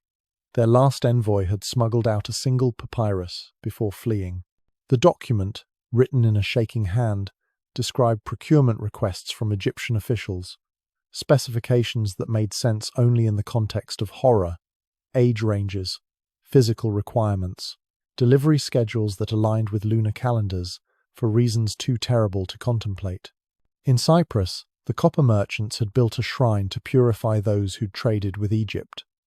The rituals involved salt water, sacred flames, and prayers to forget what they'd seen, what they'd heard, what they'd been offered as hospitality in palace quarters where the walls seemed to breathe with trapped sounds. The shrine's priests reported that some stains went deeper than skin, some memories burned hotter than ceremonial fires. The Arabian incense traders had perhaps the most practical response. They'd developed a two-tier system. Regular merchants handled normal trade, but Egyptian contracts required special dealers, men without families, without connections to lose, without minds that could break from witnessing too much. These hollow-eyed traders made their fortunes in a handful of trips before retiring to distant oases where they spoke to no one about what Egyptian gold had purchased. The Syrian city-states had hosted a secret conference about the Egyptian situation. Representatives from 17 kingdoms had gathered to share intelligence, to compare experiences, to develop strategies for managing relations with an empire too powerful to oppose but too corrupted to embrace. The conference records, hidden in temple archives, documented a collective horror that transcended political divisions. Persian merchants had coined a term that spread through trade routes. They called Egypt the honey trap, not for its sweetness, but for how it captured and consumed those who ventured too close. The phrase carried warnings embedded in metaphor, about an empire that had transformed from civilization's crown jewel to something that made hardened traders choose poverty over profit. The economic isolation happened gradually. No grand declarations of embargo, no unified boycott announced in market squares, just the accumulated weight of individual decisions, traders who found other routes, diplomats who discovered urgent business elsewhere, 1,000 small retreats that added up to Egypt standing alone, rich in gold but poor in connections. The reversal was complete. Where once Egyptian goods had commanded premium prices, now they sold at discounts. Not from lack of quality, but from association. Merchants would rather handle goods from barbarian lands than risk the taint of Egyptian trade. The most sophisticated civilization of the age had become a commercial pariah through whispered truths too terrible for official acknowledgement. The final records showed Egyptian diplomatic missions arriving in foreign capitals to find empty reception halls, trade fairs where Egyptian pavilions stood unvisited, harbour manifests listing Egyptian ships that waited weeks for permission to dock. An empire that had once set the standard for civilization now set the standard for what civilizations fled from. Even at the end, some Egyptian officials seemed genuinely confused by the international rejection. They'd offer traditional hospitality, extended palace tours, invitations to witness the prince's latest innovations in what they termed administrative efficiency. The invitations went unanswered. Some horrors transcended cultural misunderstanding. Some evils required no translation. The world had seen what happened when systematic cruelty wore the mask of bureaucracy, when horror hid behind proper documentation, when an empire's appetite consumed not just its own children but its standing among nations. Egypt had become proof that wealth couldn't purchase acceptance, that power couldn't compel respect, that some stains spread beyond borders through the testimony of traumatized traders. The merchant Ur-Nammu had thrown his Egyptian gold into the sea rather than spend it. Other traders reported similar acts. Wealth that felt cursed, payments that carried screams. The gold might have been pure, but its source had tainted it beyond any purification ritual. The economic cost of conscience measured in fortunes abandoned rather than risk the spiritual contamination of Egyptian commerce. In the final years, only the desperate or the damned traded with Memphis, those with nothing left to lose. those whose own darkness matched what they'd find in palace chambers. Egypt's isolation was complete. An empire that had once connected the ancient world now stood as an island of sophisticated horror that even hardened merchants wouldn't approach. The world's rejection of Egypt started with whispers about what happened in the palace, but those whispers began with one specific incident that changed everything. The screaming lasted exactly 3 hours and 17 minutes. Pepi's scribe recorded it precisely, his bronze stylus marking each quarter hour on fresh papyrus, while something writhed in the chamber beyond. The sound carried a specific pitch that would haunt the palace archives. Not the sharp cry of sudden injury, not the wild shriek of panic. This was calculated, sustained, a voice discovering exactly how long lungs could maintain a single note before biology demanded breath. In the preparation room, 23-year-old Pepi consulted his charts with the focus of a master astronomer tracking celestial movements. His fingers traced columns of calculations, duration variables, intensity projections, recovery intervals. The mathematics of suffering reduced to neat rows that predicted outcomes with disturbing accuracy. The honey dripped at 37 drops per minute, each drop counted by an assistant whose only job involved maintaining that precise rate. Too fast, and consciousness fled prematurely. Too slow, and the necessary adhesion failed. The sweet amber flow had been calibrated through 17 prior attempts to achieve optimal results. Outside the chamber, 6 scribes worked in shifts, documenting every variation in sound. Their specialized notation captured tonal qualities standard hieroglyphs couldn't express. The wet rasp of obstructed breathing, the specific resonance achieved when vocal cords strained past normal limits, the precise moment when screams transformed into something language hadn't yet named. Pepi's innovation lay in the systematic approach. Previous rulers had employed cruelty as blunt instrument, rage given form, power expressed through random violence. But this represented something different, something worse. Atrocity transformed into methodology through careful documentation and controlled variables. The chamber itself had been designed to Pepi's specifications. Walls curved to amplify certain frequencies while dampening others. Drainage channels hidden beneath removable floor stones. Ventilation calculated to maintain specific temperature and humidity. Architecture serving appetites that violated every principle of construction meant to shelter humanity. The scribe's hand cramped as he noted the transition at 2 hours 14 minutes. The screaming had shifted into a lower register, still sustained, still impossibly continuous, but carrying harmonics that suggested fundamental changes in the sound's source.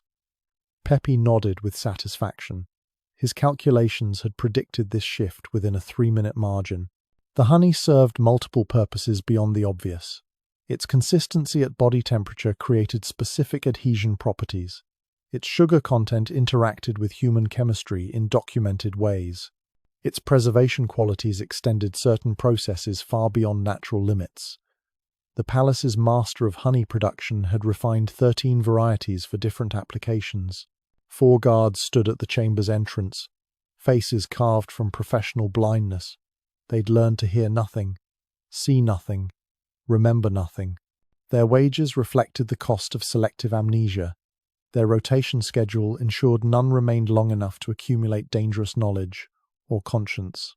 At 2 hours 41 minutes, something changed.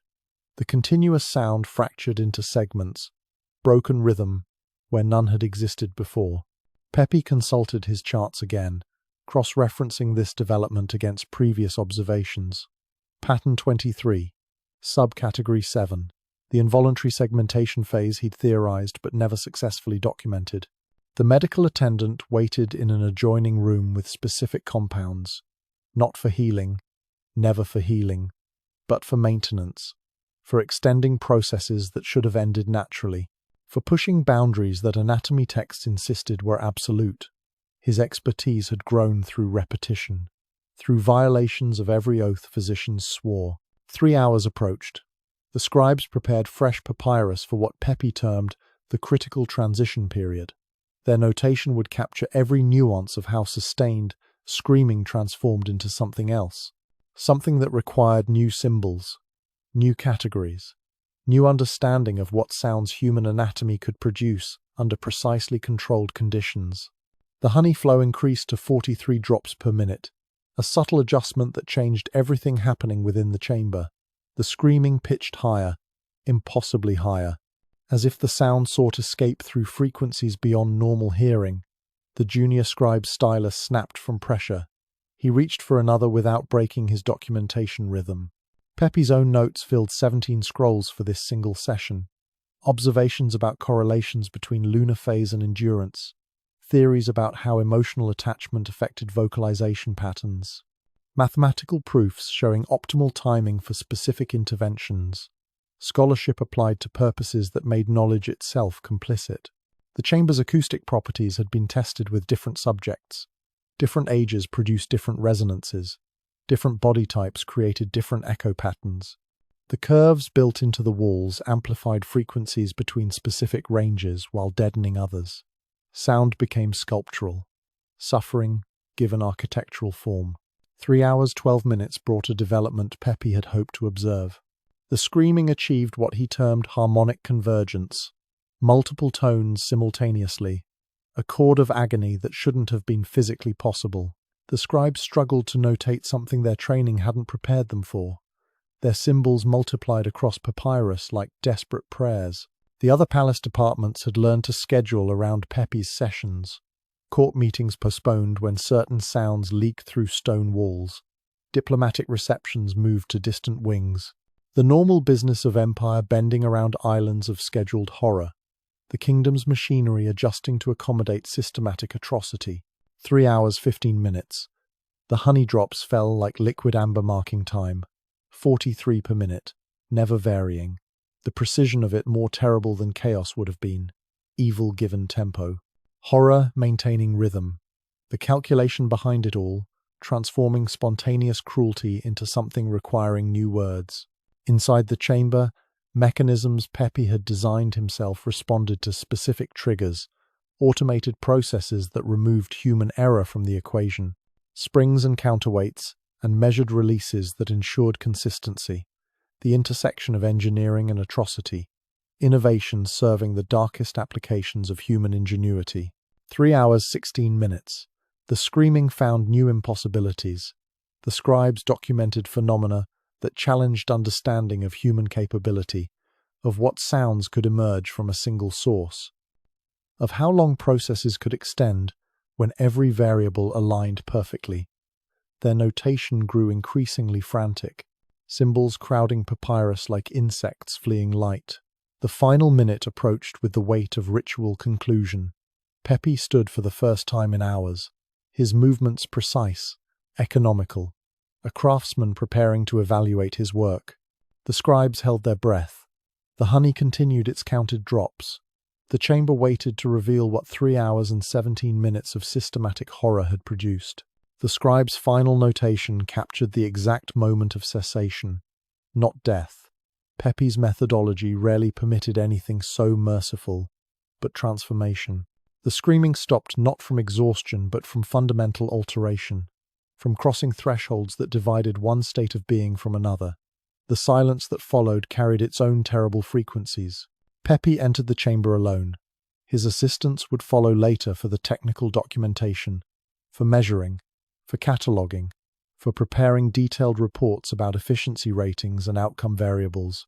But first came his private assessment, his personal evaluation of whether reality had matched projection. The chamber door closed behind him with finality that echoed through palace corridors. The scribes began organizing their notes, preparing formal documents that would reduce 3 hours and 17 minutes of calculated violation into administrative records. The honey continued dripping, 43 drops per minute, marking time toward the next session. What emerged from that chamber would establish the template, the proof of concept, the validation that systematic approaches could transform random cruelty into something infinitely worse. That documentation and methodology could amplify horror beyond what spontaneous evil achieved, that a prince's intellectual curiosity had found its perfect expression. This was the first, the prototype, the foundational experiment that would spawn infrastructure, that would require departments, that would demand thousands of workers to maintain the machinery of methodical atrocity. the success that would launch 90 years of industrial-scale horror. But this methodical approach to suffering wasn't born from madness. It was programmed into a 6-year-old's mind during the most horrific coronation in human history. The ceremonial axe weighed more than the 6-year-old trying to swing it, bronze blade dragging across limestone as young Pepe struggled to lift the weapon meant for grown warriors. His small hands barely wrapped around the leather grip, while 4,000 courtiers packed the execution grounds waited in suffocating silence. The bull snorted and stamped, massive head lowered, sensing the wrongness of this moment. 3 handlers struggled with ropes thick as ship cables, keeping the animal positioned over the blood channel. Steam rose from its black hide in the dawn cold. Each breath created clouds that hung in the still air like prayers nobody dared voice. Royal protocol demanded the new pharaoh demonstrate divine authority through ritual sacrifice. Any 6-year-old would have wept at the sight of that enormous beast, would have begged for help lifting the axe, would have shown the fear that makes children human. Pepe laughed. Not nervous giggling, but genuine delight at the copper-scented air and the way morning light caught the blade's edge. The high priest's voice cracked as he began the traditional invocation. Words spoken at every coronation for 1,000 years suddenly sounded like warnings. The crowd pressed closer despite themselves.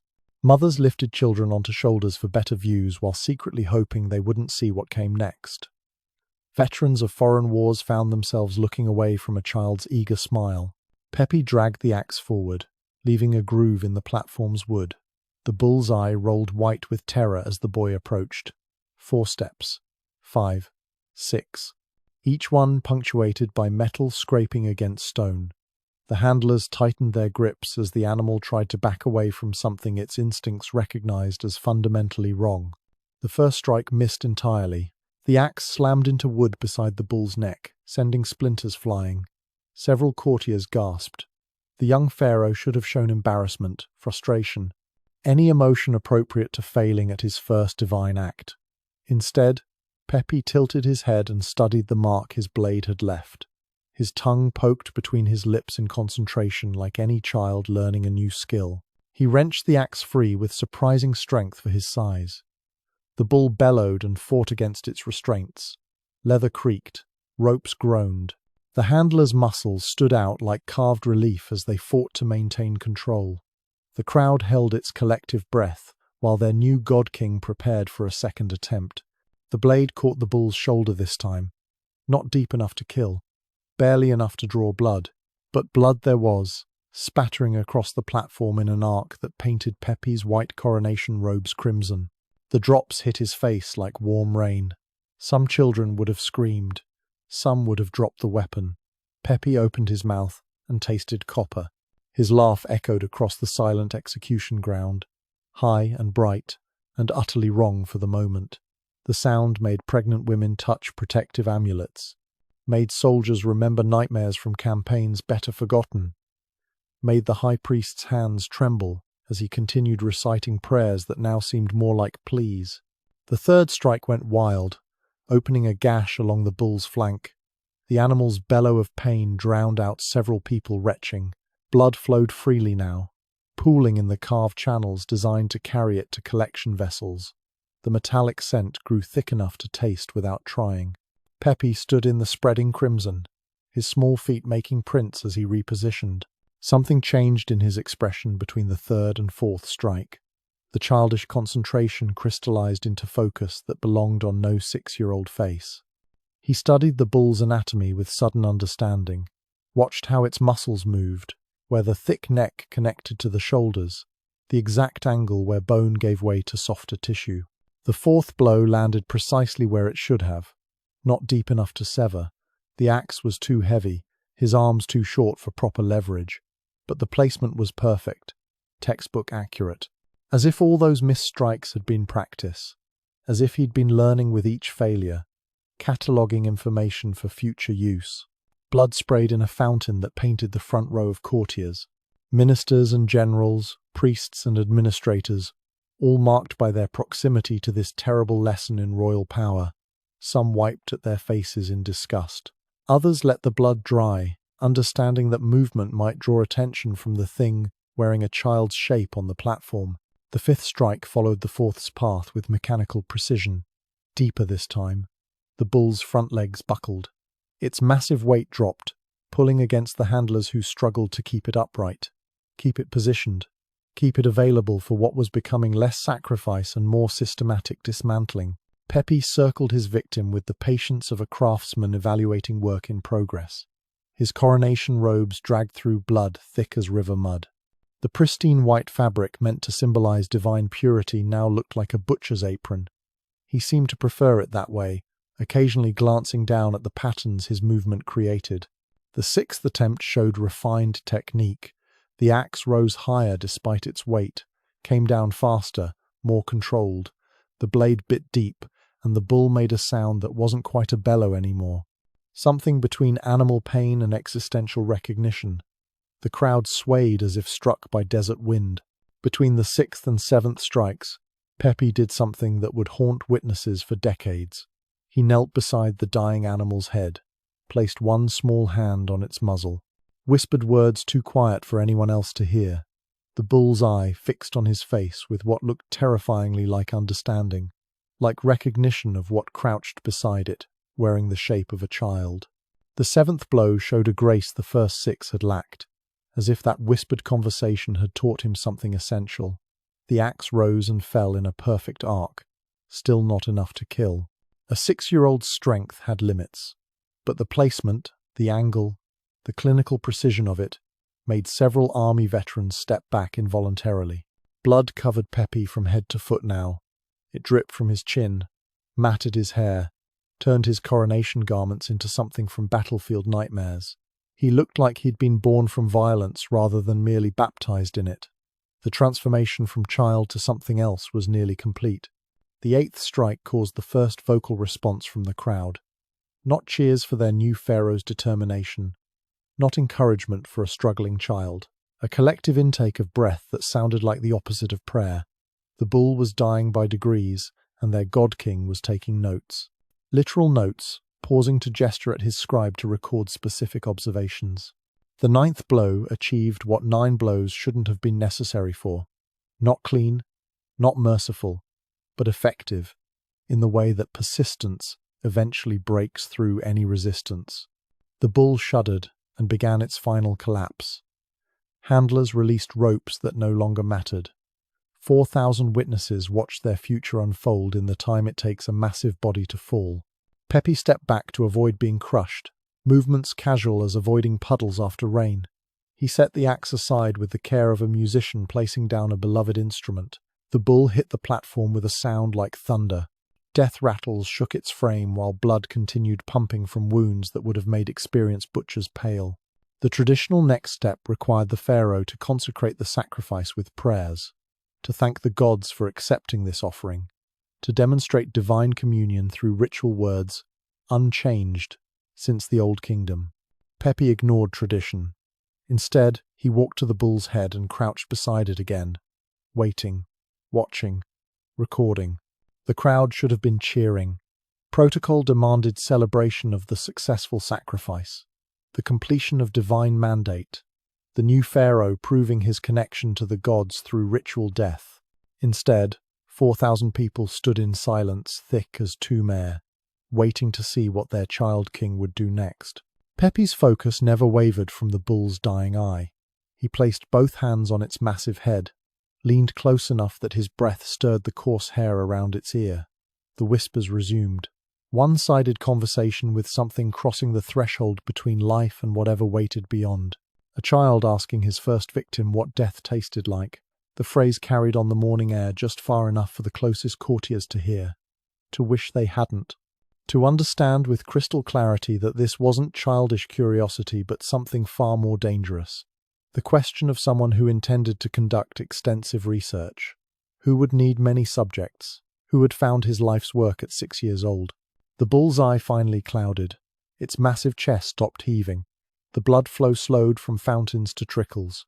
Death had come after 11 strikes from a weapon too heavy for its wielder, after whispered conversations that violated the boundary between sacrifice and something darker, after a coronation that had become an initiation into appetites that would define a reign. Pepe stood slowly, Blood dripped from his robes onto the platform where it mixed with the bulls in patterns that would be scrubbed away but never forgotten. He faced the silent crowd with an expression that made grown men step back. Not triumph, not exhaustion, not any emotion appropriate to a child who just completed a difficult task. Anticipation, the same look hunters wear when they spot fresh tracks, the same expression artists show when approaching blank canvas, the focused hunger of someone who'd discovered their calling and found it beautiful. At 6 years old, covered in blood that was already attracting flies, Egypt's new pharaoh had tasted possibility and found it delicious. The high priest approached with shaking steps to complete the coronation rituals, to place the double crown on a head, still dripping with evidence of what kind of king Egypt had just received. His hands trembled as he lifted the sacred headdress. Everyone could see his reluctance, his understanding that he was crowning not just a pharaoh, but something wearing pharaoh's shape. Pepi accepted the crown with blood-slick hands that left fingerprints on the gold. The weight should have buckled his small frame. Instead, he stood straighter, as if the crown completed something, as if its weight balanced against the new weight he'd discovered in himself, as if Egypt itself had just agreed to feed hungers that would only grow. The traditional words of coronation sounded like condemnation when the high priest spoke them. This child would be God King, would command absolute power, would shape Egypt's destiny for however long the gods granted him life. The priest's voice cracked on that last part. Some gifts became curses depending on the recipient. The crowd finally found its voice, not in celebration, but in the forced cheers of people who understood that silence might be interpreted as dissent, that their new pharaoh had shown them exactly what entertained him, that the bull had been demonstration and warning combined. They cheered because the alternative was drawing attention from eyes that had watched death with scholarly interest. Royal guards formed protective circles around the platform, their formation perfect despite legs that wanted to run, their faces carved from professional neutrality, despite having witnessed the birth of something that would require new words. They would be the first to learn the price of proximity to Pepi's interests, the first to discover that serving this pharaoh meant more than following orders. The scribe who documented the sacrifice would burn his notes that night, would claim they'd been destroyed accidentally, would accept punishment rather than preserve those observations. But other scribes would replace him, others who understood that Pepi's interests required documentation, that his questions demanded answers, that an infrastructure of horror was already taking shape in a 6-year-old's blood-painted smile. The cleanup began immediately. Slaves with buckets and brushes attacked the platform, trying to erase evidence of what had transformed from ritual to revelation. The blood proved stubborn. It had soaked deep into wood grain, left shadows that would darken over time, created stains that would outlast the platform itself.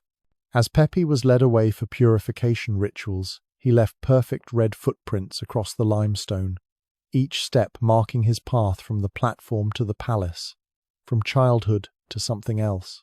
From prince to predator, the servants would scrub those prints for days, would use solutions that burned skin, would fail to completely remove marks that seemed etched into stone itself. The bull's corpse required special handling. Normal sacrificial animals were butchered for feast meals, their meat distributed according to ancient protocols.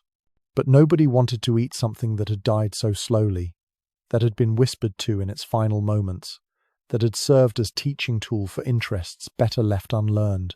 Throughout the palace, preparations for coronation feasts continued with mechanical precision. Cooks prepared elaborate meals nobody would have appetite for. Musicians tuned instruments for celebrations that would sound like funeral dirges. Servants decorated halls with flowers that would wilt in air grown thick with implications.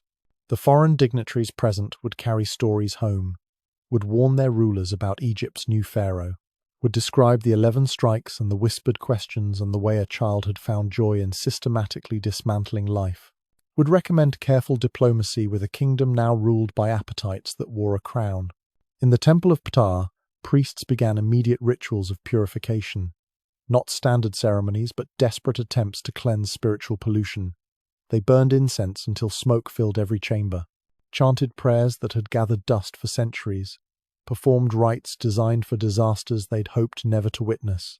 The noble families gathered in worried clusters, calculating how to protect their children from their new pharaoh's attention, already planning strategic relocations to distant nomes, already understanding that Pepi's interests would require feeding, that proximity to power had become proximity to danger, that their 6-year-old god-king had shown them exactly what kind of reign to expect. The coronation feast proceeded according to protocol despite the pall hanging over it. Nobles raised cups in toasts that sounded like epitaphs, congratulated each other on surviving the ceremony, avoided mentioning the 11 strikes or the whispered questions or the way their new pharaoh had smiled while tasting blood. Pepi himself attended briefly, freshly washed but somehow still carrying the scent of copper, still wearing an expression that made servers spill wine, still radiating the focused satisfaction of someone who'd found their purpose. He accepted congratulations with politeness that felt like threat, asked questions about the metal content of various ceremonial weapons, showed interest in which dishes contained blood sausage. As night fell over Memphis, the city celebrated its new pharaoh with forced enthusiasm. Drums beat rhythms that sounded like heartbeats slowing, voices raised in songs that cracked on high notes. Bonfires burned bright as if light could chase away shadows that had nothing to do with darkness. In the palace, servants discovered that the platform's wood had absorbed more than blood. The grain had darkened in patterns that resembled screaming faces. The carpenter called to examine it recommended burning the entire structure, recommended salt and sacred oils, recommended anything to prevent those patterns from spreading like infection through wood that remembered what it had supported. The bull's blood had been collected according to ritual requirements, sacred vessels filled with liquid that would normally bless fields and foundations. But these vessels were quietly emptied into the Nile at midnight, their contents returning to water that could dilute even divine contamination. The priests who performed this disposal would spend weeks in purification afterward. Young Pepi retired to chambers that had been prepared for a child king. Toys and scrolls, games and educational materials. Everything a royal 6-year-old might need. He ignored all of it. Instead, he called for papyrus and began drawing, image after image of the day's events, each one focusing on different aspects: the angle of successful strikes, the pattern of blood spray, the exact progression of light leaving the bull's eye. His attendants would find these drawings in the morning, would burn them on their own initiative, would understand that some artistic expressions served as planning rather than memory, that their young pharaoh was already designing improvements, already imagining variations, already transforming a single experience into systematic study. The night sounds of Memphis seemed different after that coronation. The usual urban chorus of dogs and birds and human activity carried new undertones, as if the city itself had witnessed something that changed its fundamental frequency, as if 4,000 people breathing in shared understanding created its own sound. Guards on the palace walls reported strange echoes from the execution ground, the platform creaking without wind, sounds that might have been dripping but couldn't be because everything had been cleaned. The acoustic memories of 11 strikes reverberating through wood that wouldn't forget. They doubled the watch and tried not to listen too closely. In chambers throughout the palace, officials who'd witnessed the coronation tried to sleep, failed, stared at ceilings while replaying images they'd spend lifetimes trying to forget, understanding that they'd just sworn loyalty to something that wore a child's face but carried appetites that would reshape Egypt. The servants cleaning Pepi's coronation robes made a disturbing discovery. The blood had formed patterns in the fabric, not random stains but repeated motifs, like hieroglyphs from no known language, like messages written in medium that required violence to create. They burned the robes without seeking translation. Some texts were better left unread. As dawn approached, bringing the first full day of Pepi's reign, Egypt stirred uneasily. A new age had begun, not marked by traditional signs of divine favor or portentous astronomy, marked instead by the sound of an axe dragging across stone, by 11 strikes that could have been one, by questions whispered to the dying about what death tasted like.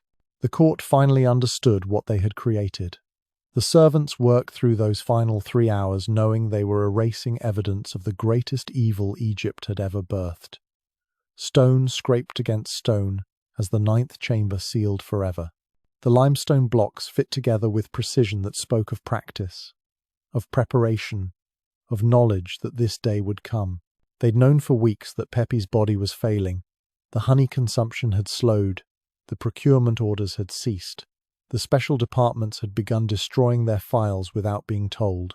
Everyone who'd served the infrastructure understood what happened when the machine stopped feeding. In the throne room, flames transformed 4,000 scrolls into ash and memory. The head archivist fed them to the fire one by one.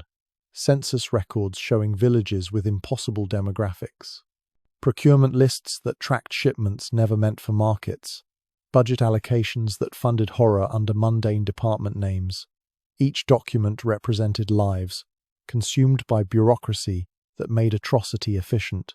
The smoke carried strange colors: purple from special inks used only in restricted archives, green from seals that marked shipments requiring armed guard, black from papyrus soaked in substances that preserved evidence of things better forgotten. The colors swirled up through palace vents, dispersing into dawn air that would carry no trace of what burned below. Down in the chambers, other servants poured oil over mechanisms too specialized for normal purpose. Bronze tools designed for specific applications. Restraint systems sized for bodies that hadn't finished growing. Measurement devices calibrated to track dissolution by degrees. Metal glowed cherry red as flames consumed innovations that advanced suffering by centuries. The youngest servants didn't understand why everything had to burn before the sun rose. They'd been kept away from the western wing, never allowed near the 9 chambers, never told why certain deliveries arrived at night. Their ignorance was deliberate protection. What they didn't know couldn't haunt them, couldn't make them accomplices to systematic evil that wore administrative clothes.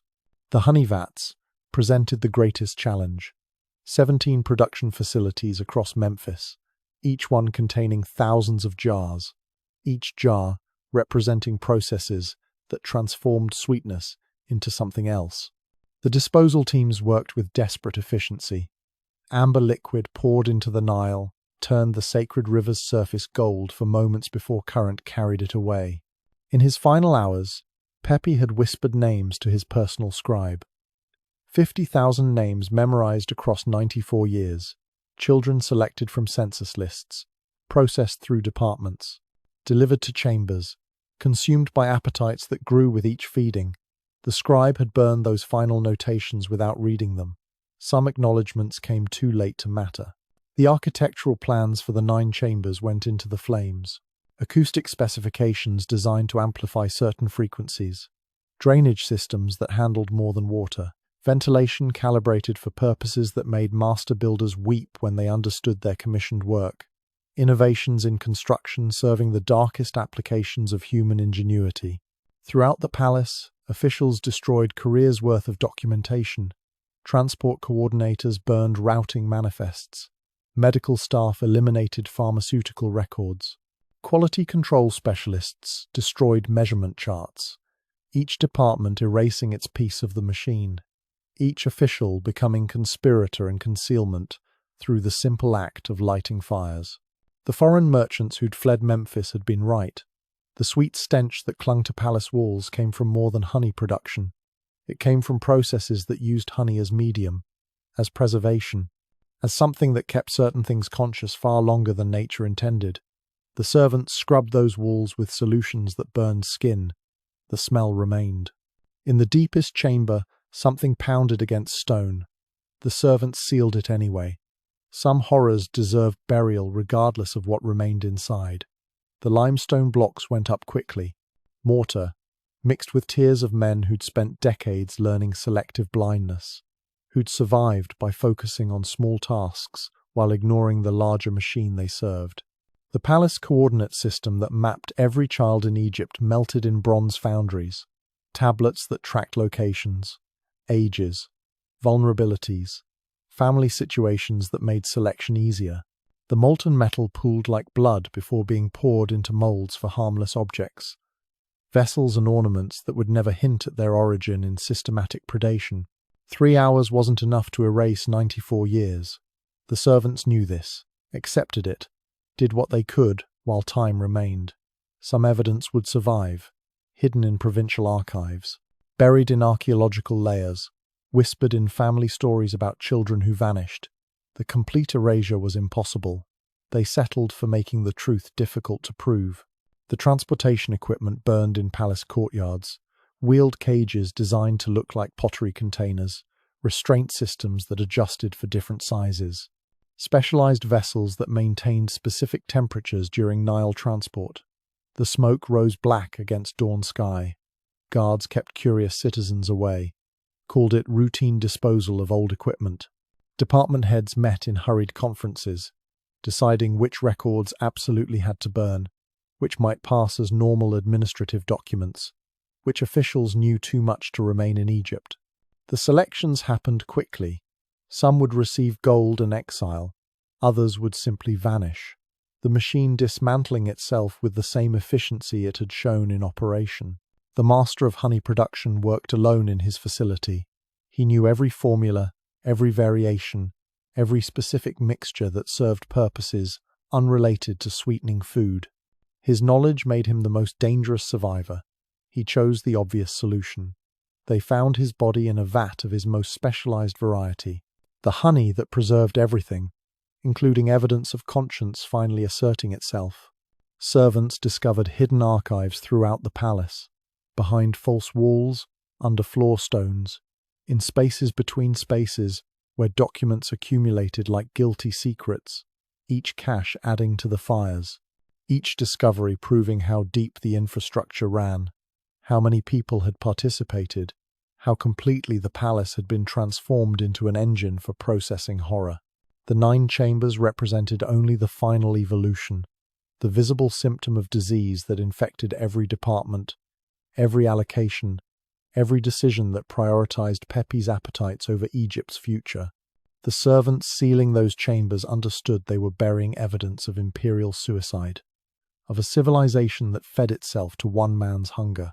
In the treasury, officials burned financial records showing the true cost, not just gold spent on infrastructure, lost productivity from missing workers, failed harvests from converted fields, trade revenues destroyed by international revulsion. The numbers painted a picture of an empire spending its foundation to build monuments to atrocity. The medical innovations discovered through violation would die with their creators. Techniques that could have revolutionized healing instead served suffering. Knowledge purchased through systematic horror would burn rather than benefit humanity.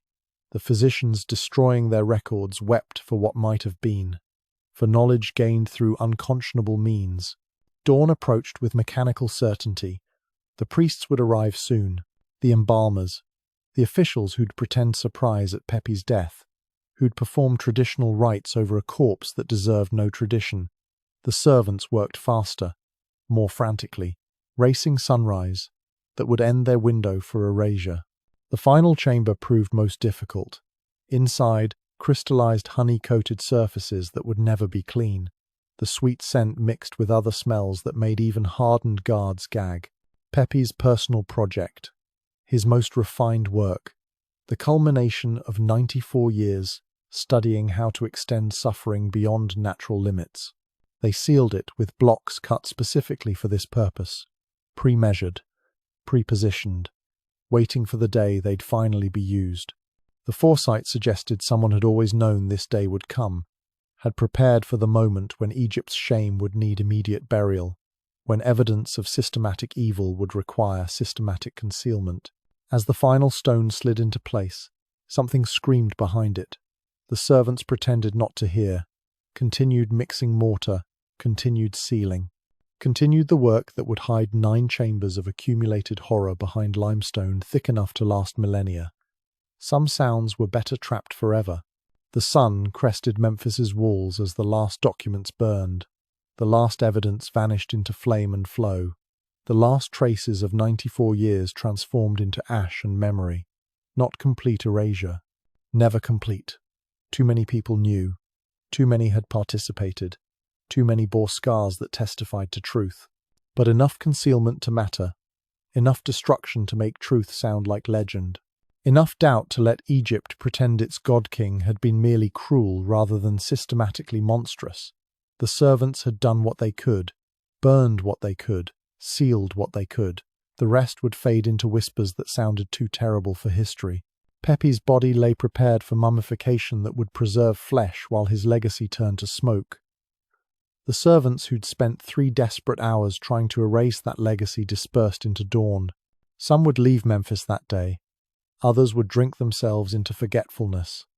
None would speak openly about what they'd burned and sealed. Egypt itself would collapse within months. The infrastructure Pepi built had consumed too much. The missing children, the converted farmland, the international isolation, the economic devastation, all of it converging into civilizational failure that would end the Old Kingdom. The greatest empire on earth would fall because it had fed itself to one man's appetite. In the end, the chambers would remain sealed. The honey would crystallize into amber tombs. The evidence would wait beneath limestone for excavations that might never come. And somewhere in those sealed spaces, 50,000 voices would echo forever, calling out numbers that had once been names, crying for mothers who died searching, screaming truths that 3 hours of desperate concealment couldn't completely bury. Modern Egyptian grandmothers still forbid honey without knowing why. The prohibition passes down through generations like genetic memory, sweet amber liquid that recalls something, some ancestral terror embedded too deep for conscious recollection. They make up reasons, claim allergies, invoke traditions they can't explain, anything to avoid tasting sweetness that carries echoes. Government excavations in Memphis stop at certain depths, turn away from certain chambers, find reasons to redirect when limestone blocks appear in configurations that match old warnings. The official explanations cite structural instability, flooding risks, budget constraints. Never the real reason, never the records that survive just enough to warn what waits behind those seals. The whispers persist in the villages where children vanished. Stories about the hunger that wore a crown, about procurement quotas that destroyed bloodlines, about flowers grown where food should flourish. The details blur across centuries, become legend, become nightmare, become warnings about what happens when infrastructure serves appetite. Some nights, guards at the Memphis ruins report sounds, not wind through ancient stones, not settling architecture, something else, rhythmic pounding from beneath tourist walkways, sweet scents with no source, children's voices where no children play. They file reports that get buried in bureaucracy. Some things remain better left uninvestigated. The archaeologist who came closest to the truth burned his notes in 1973, returned to England, never spoke of what calculations had revealed, what patterns had emerged from demographic data, what the honey residue had preserved in chambers he'd refused to fully excavate. His silence was bought with threats, with promises, with the understanding that some knowledge serves no good. Tour guides skip certain sections of the ruins, claim renovation work, redirect interest to safer stones. They've learned through experience which questions to deflect, which areas photograph strangely, which chambers make sensitive visitors nauseous without explanation. The past presses against the present in places. Some pressure is better left unreleased. The honey production methods died with Pepi's infrastructure, the specific techniques, the botanical knowledge, the processing innovations. All of it vanished into flames and memory. Modern apiarists studying ancient Egyptian methods find gaps, missing chapters, techniques referenced but never explained, as if an entire branch of knowledge had been deliberately erased. Children playing in the ruins sometimes stop suddenly, claim to hear crying, point to stones that adults see as merely old. Their parents hurry them away, blame overactive imaginations. Never connect the dots between the places children fear and the maps archaeologists refuse to complete. Some sensitivities fade with age, others intensify with proximity to old horror. The demographic gap Pepi created echoes through Egyptian bloodlines. Genetic bottlenecks that puzzle researchers. Populations that show signs of massive historical trauma without corresponding records of plague or war. 50,000 children leave a hole that reverberates through generations, creates absence that compounds across centuries, shapes populations in ways that outlive understanding of the cause. International memory persists in trade route oddities, ancient paths that curve around Memphis without geographical reason, harbor records showing Egyptian goods sold at discounts that make no economic sense. The stain of association lasted longer than the empire itself. Some reputation adheres to places regardless of time, makes merchants uncomfortable without knowing why. The mathematical models of Pepi's reign survive in fragments, calculations that show impossible consumption rates, resource allocations that fed no known purpose, numbers that only make sense when you understand what they counted. Modern economists studying ancient Egyptian collapse find anomalies, data that suggests systematic extraction of human resources, explanations their academic framework can't quite accommodate. In quiet moments, Egyptian elders speak of the flower curse, how certain blooms still carry old associations, why lotus honey, that precious ancient commodity, makes their stomachs turn. They can't explain the revulsion, only pass it down, only warn children about sweetness that hides bitterness, about beauty that serves ugliness, about the ways evil can wear nature's mask. The 9 chambers wait beneath Memphis, sealed by servants who chose concealment over revelation, hidden by limestone and fear, and the weight of centuries. What remains inside belongs to darkness, to sounds that shouldn't persist, to preservation methods that work too well, to evidence of what happens when appetite becomes infrastructure. Some horrors echo across millennia, not through documentation but through absence, through what isn't there, through gaps where children should have grown, through grandmothers who forbid honey without knowing why, through chambers that stay sealed because some knowledge serves no purpose except pain.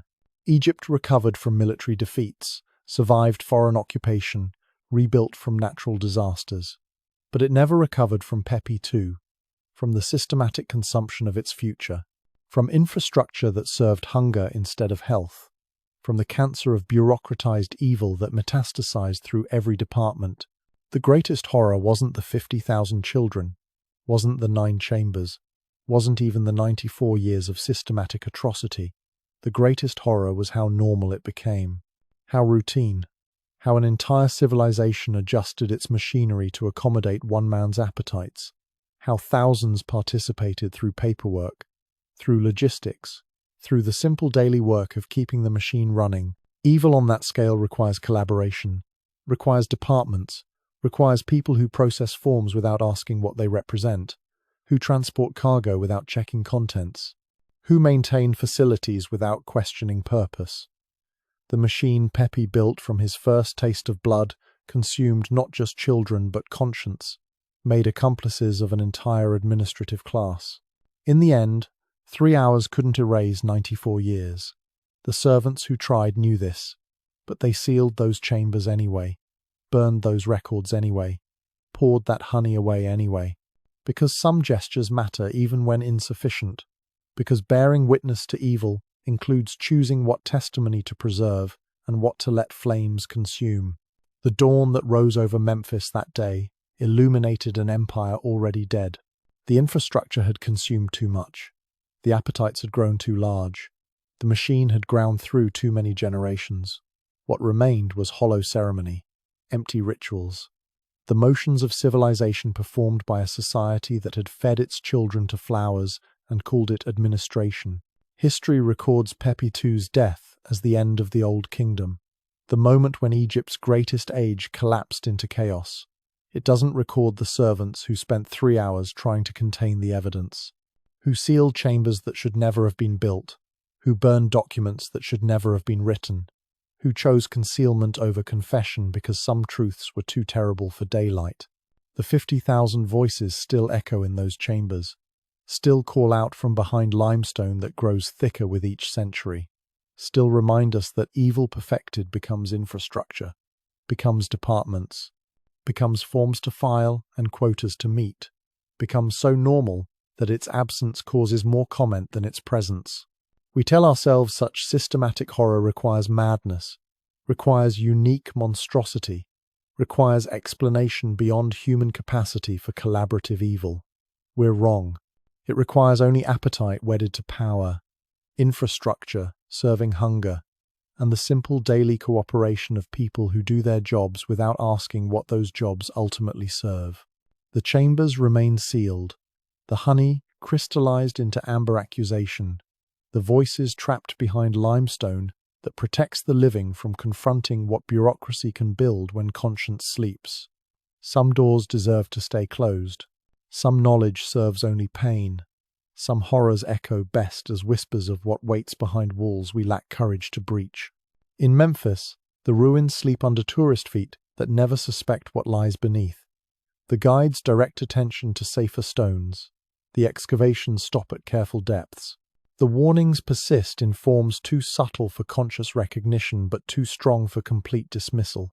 Evil that systematic leaves traces that systematic concealment can't completely erase. The grandmothers still forbid honey.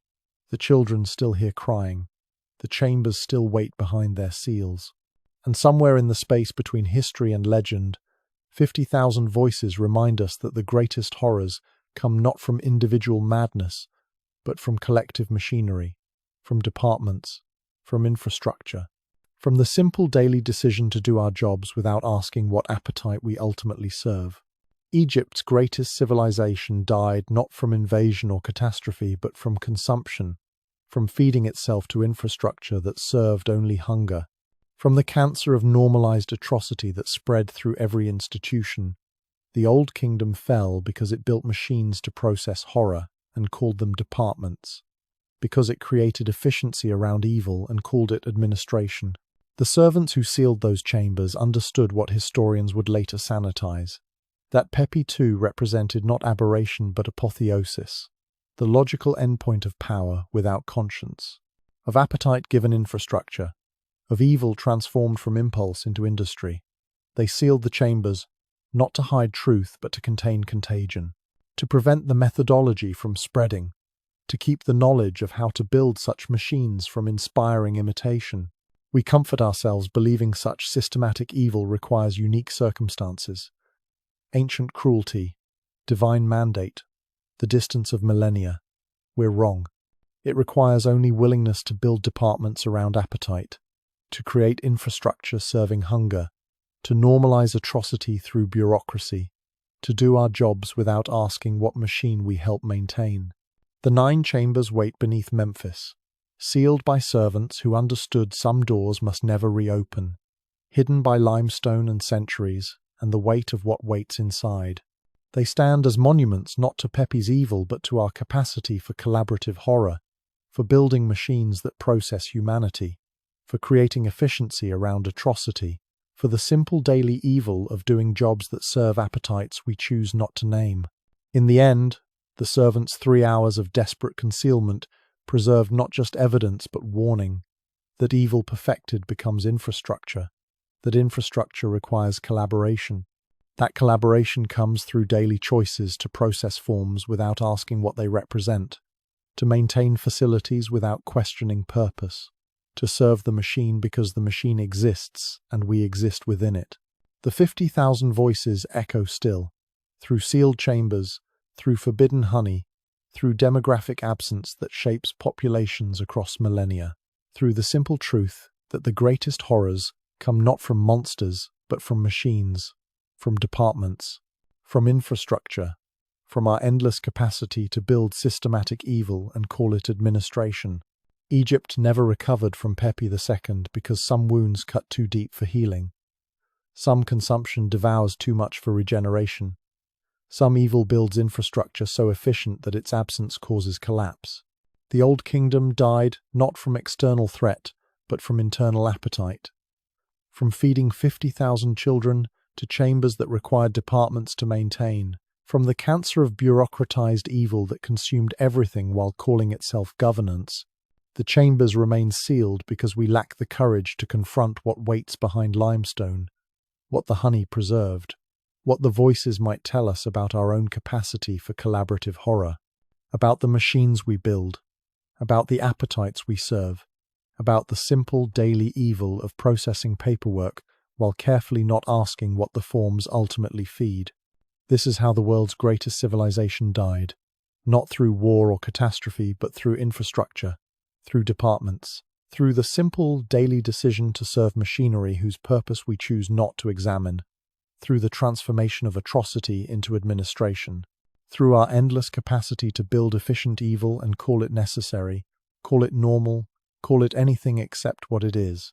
The systematic horror of normalizing the unconscionable through proper documentation, through departments, through infrastructure, through the simple daily evil of doing our jobs while the machine consumes whatever it was built to consume, while we process the forms, while we maintain efficiency, while 50,000 voices echo forever behind limestone that protects us from confronting what we're capable of building when conscience sleeps.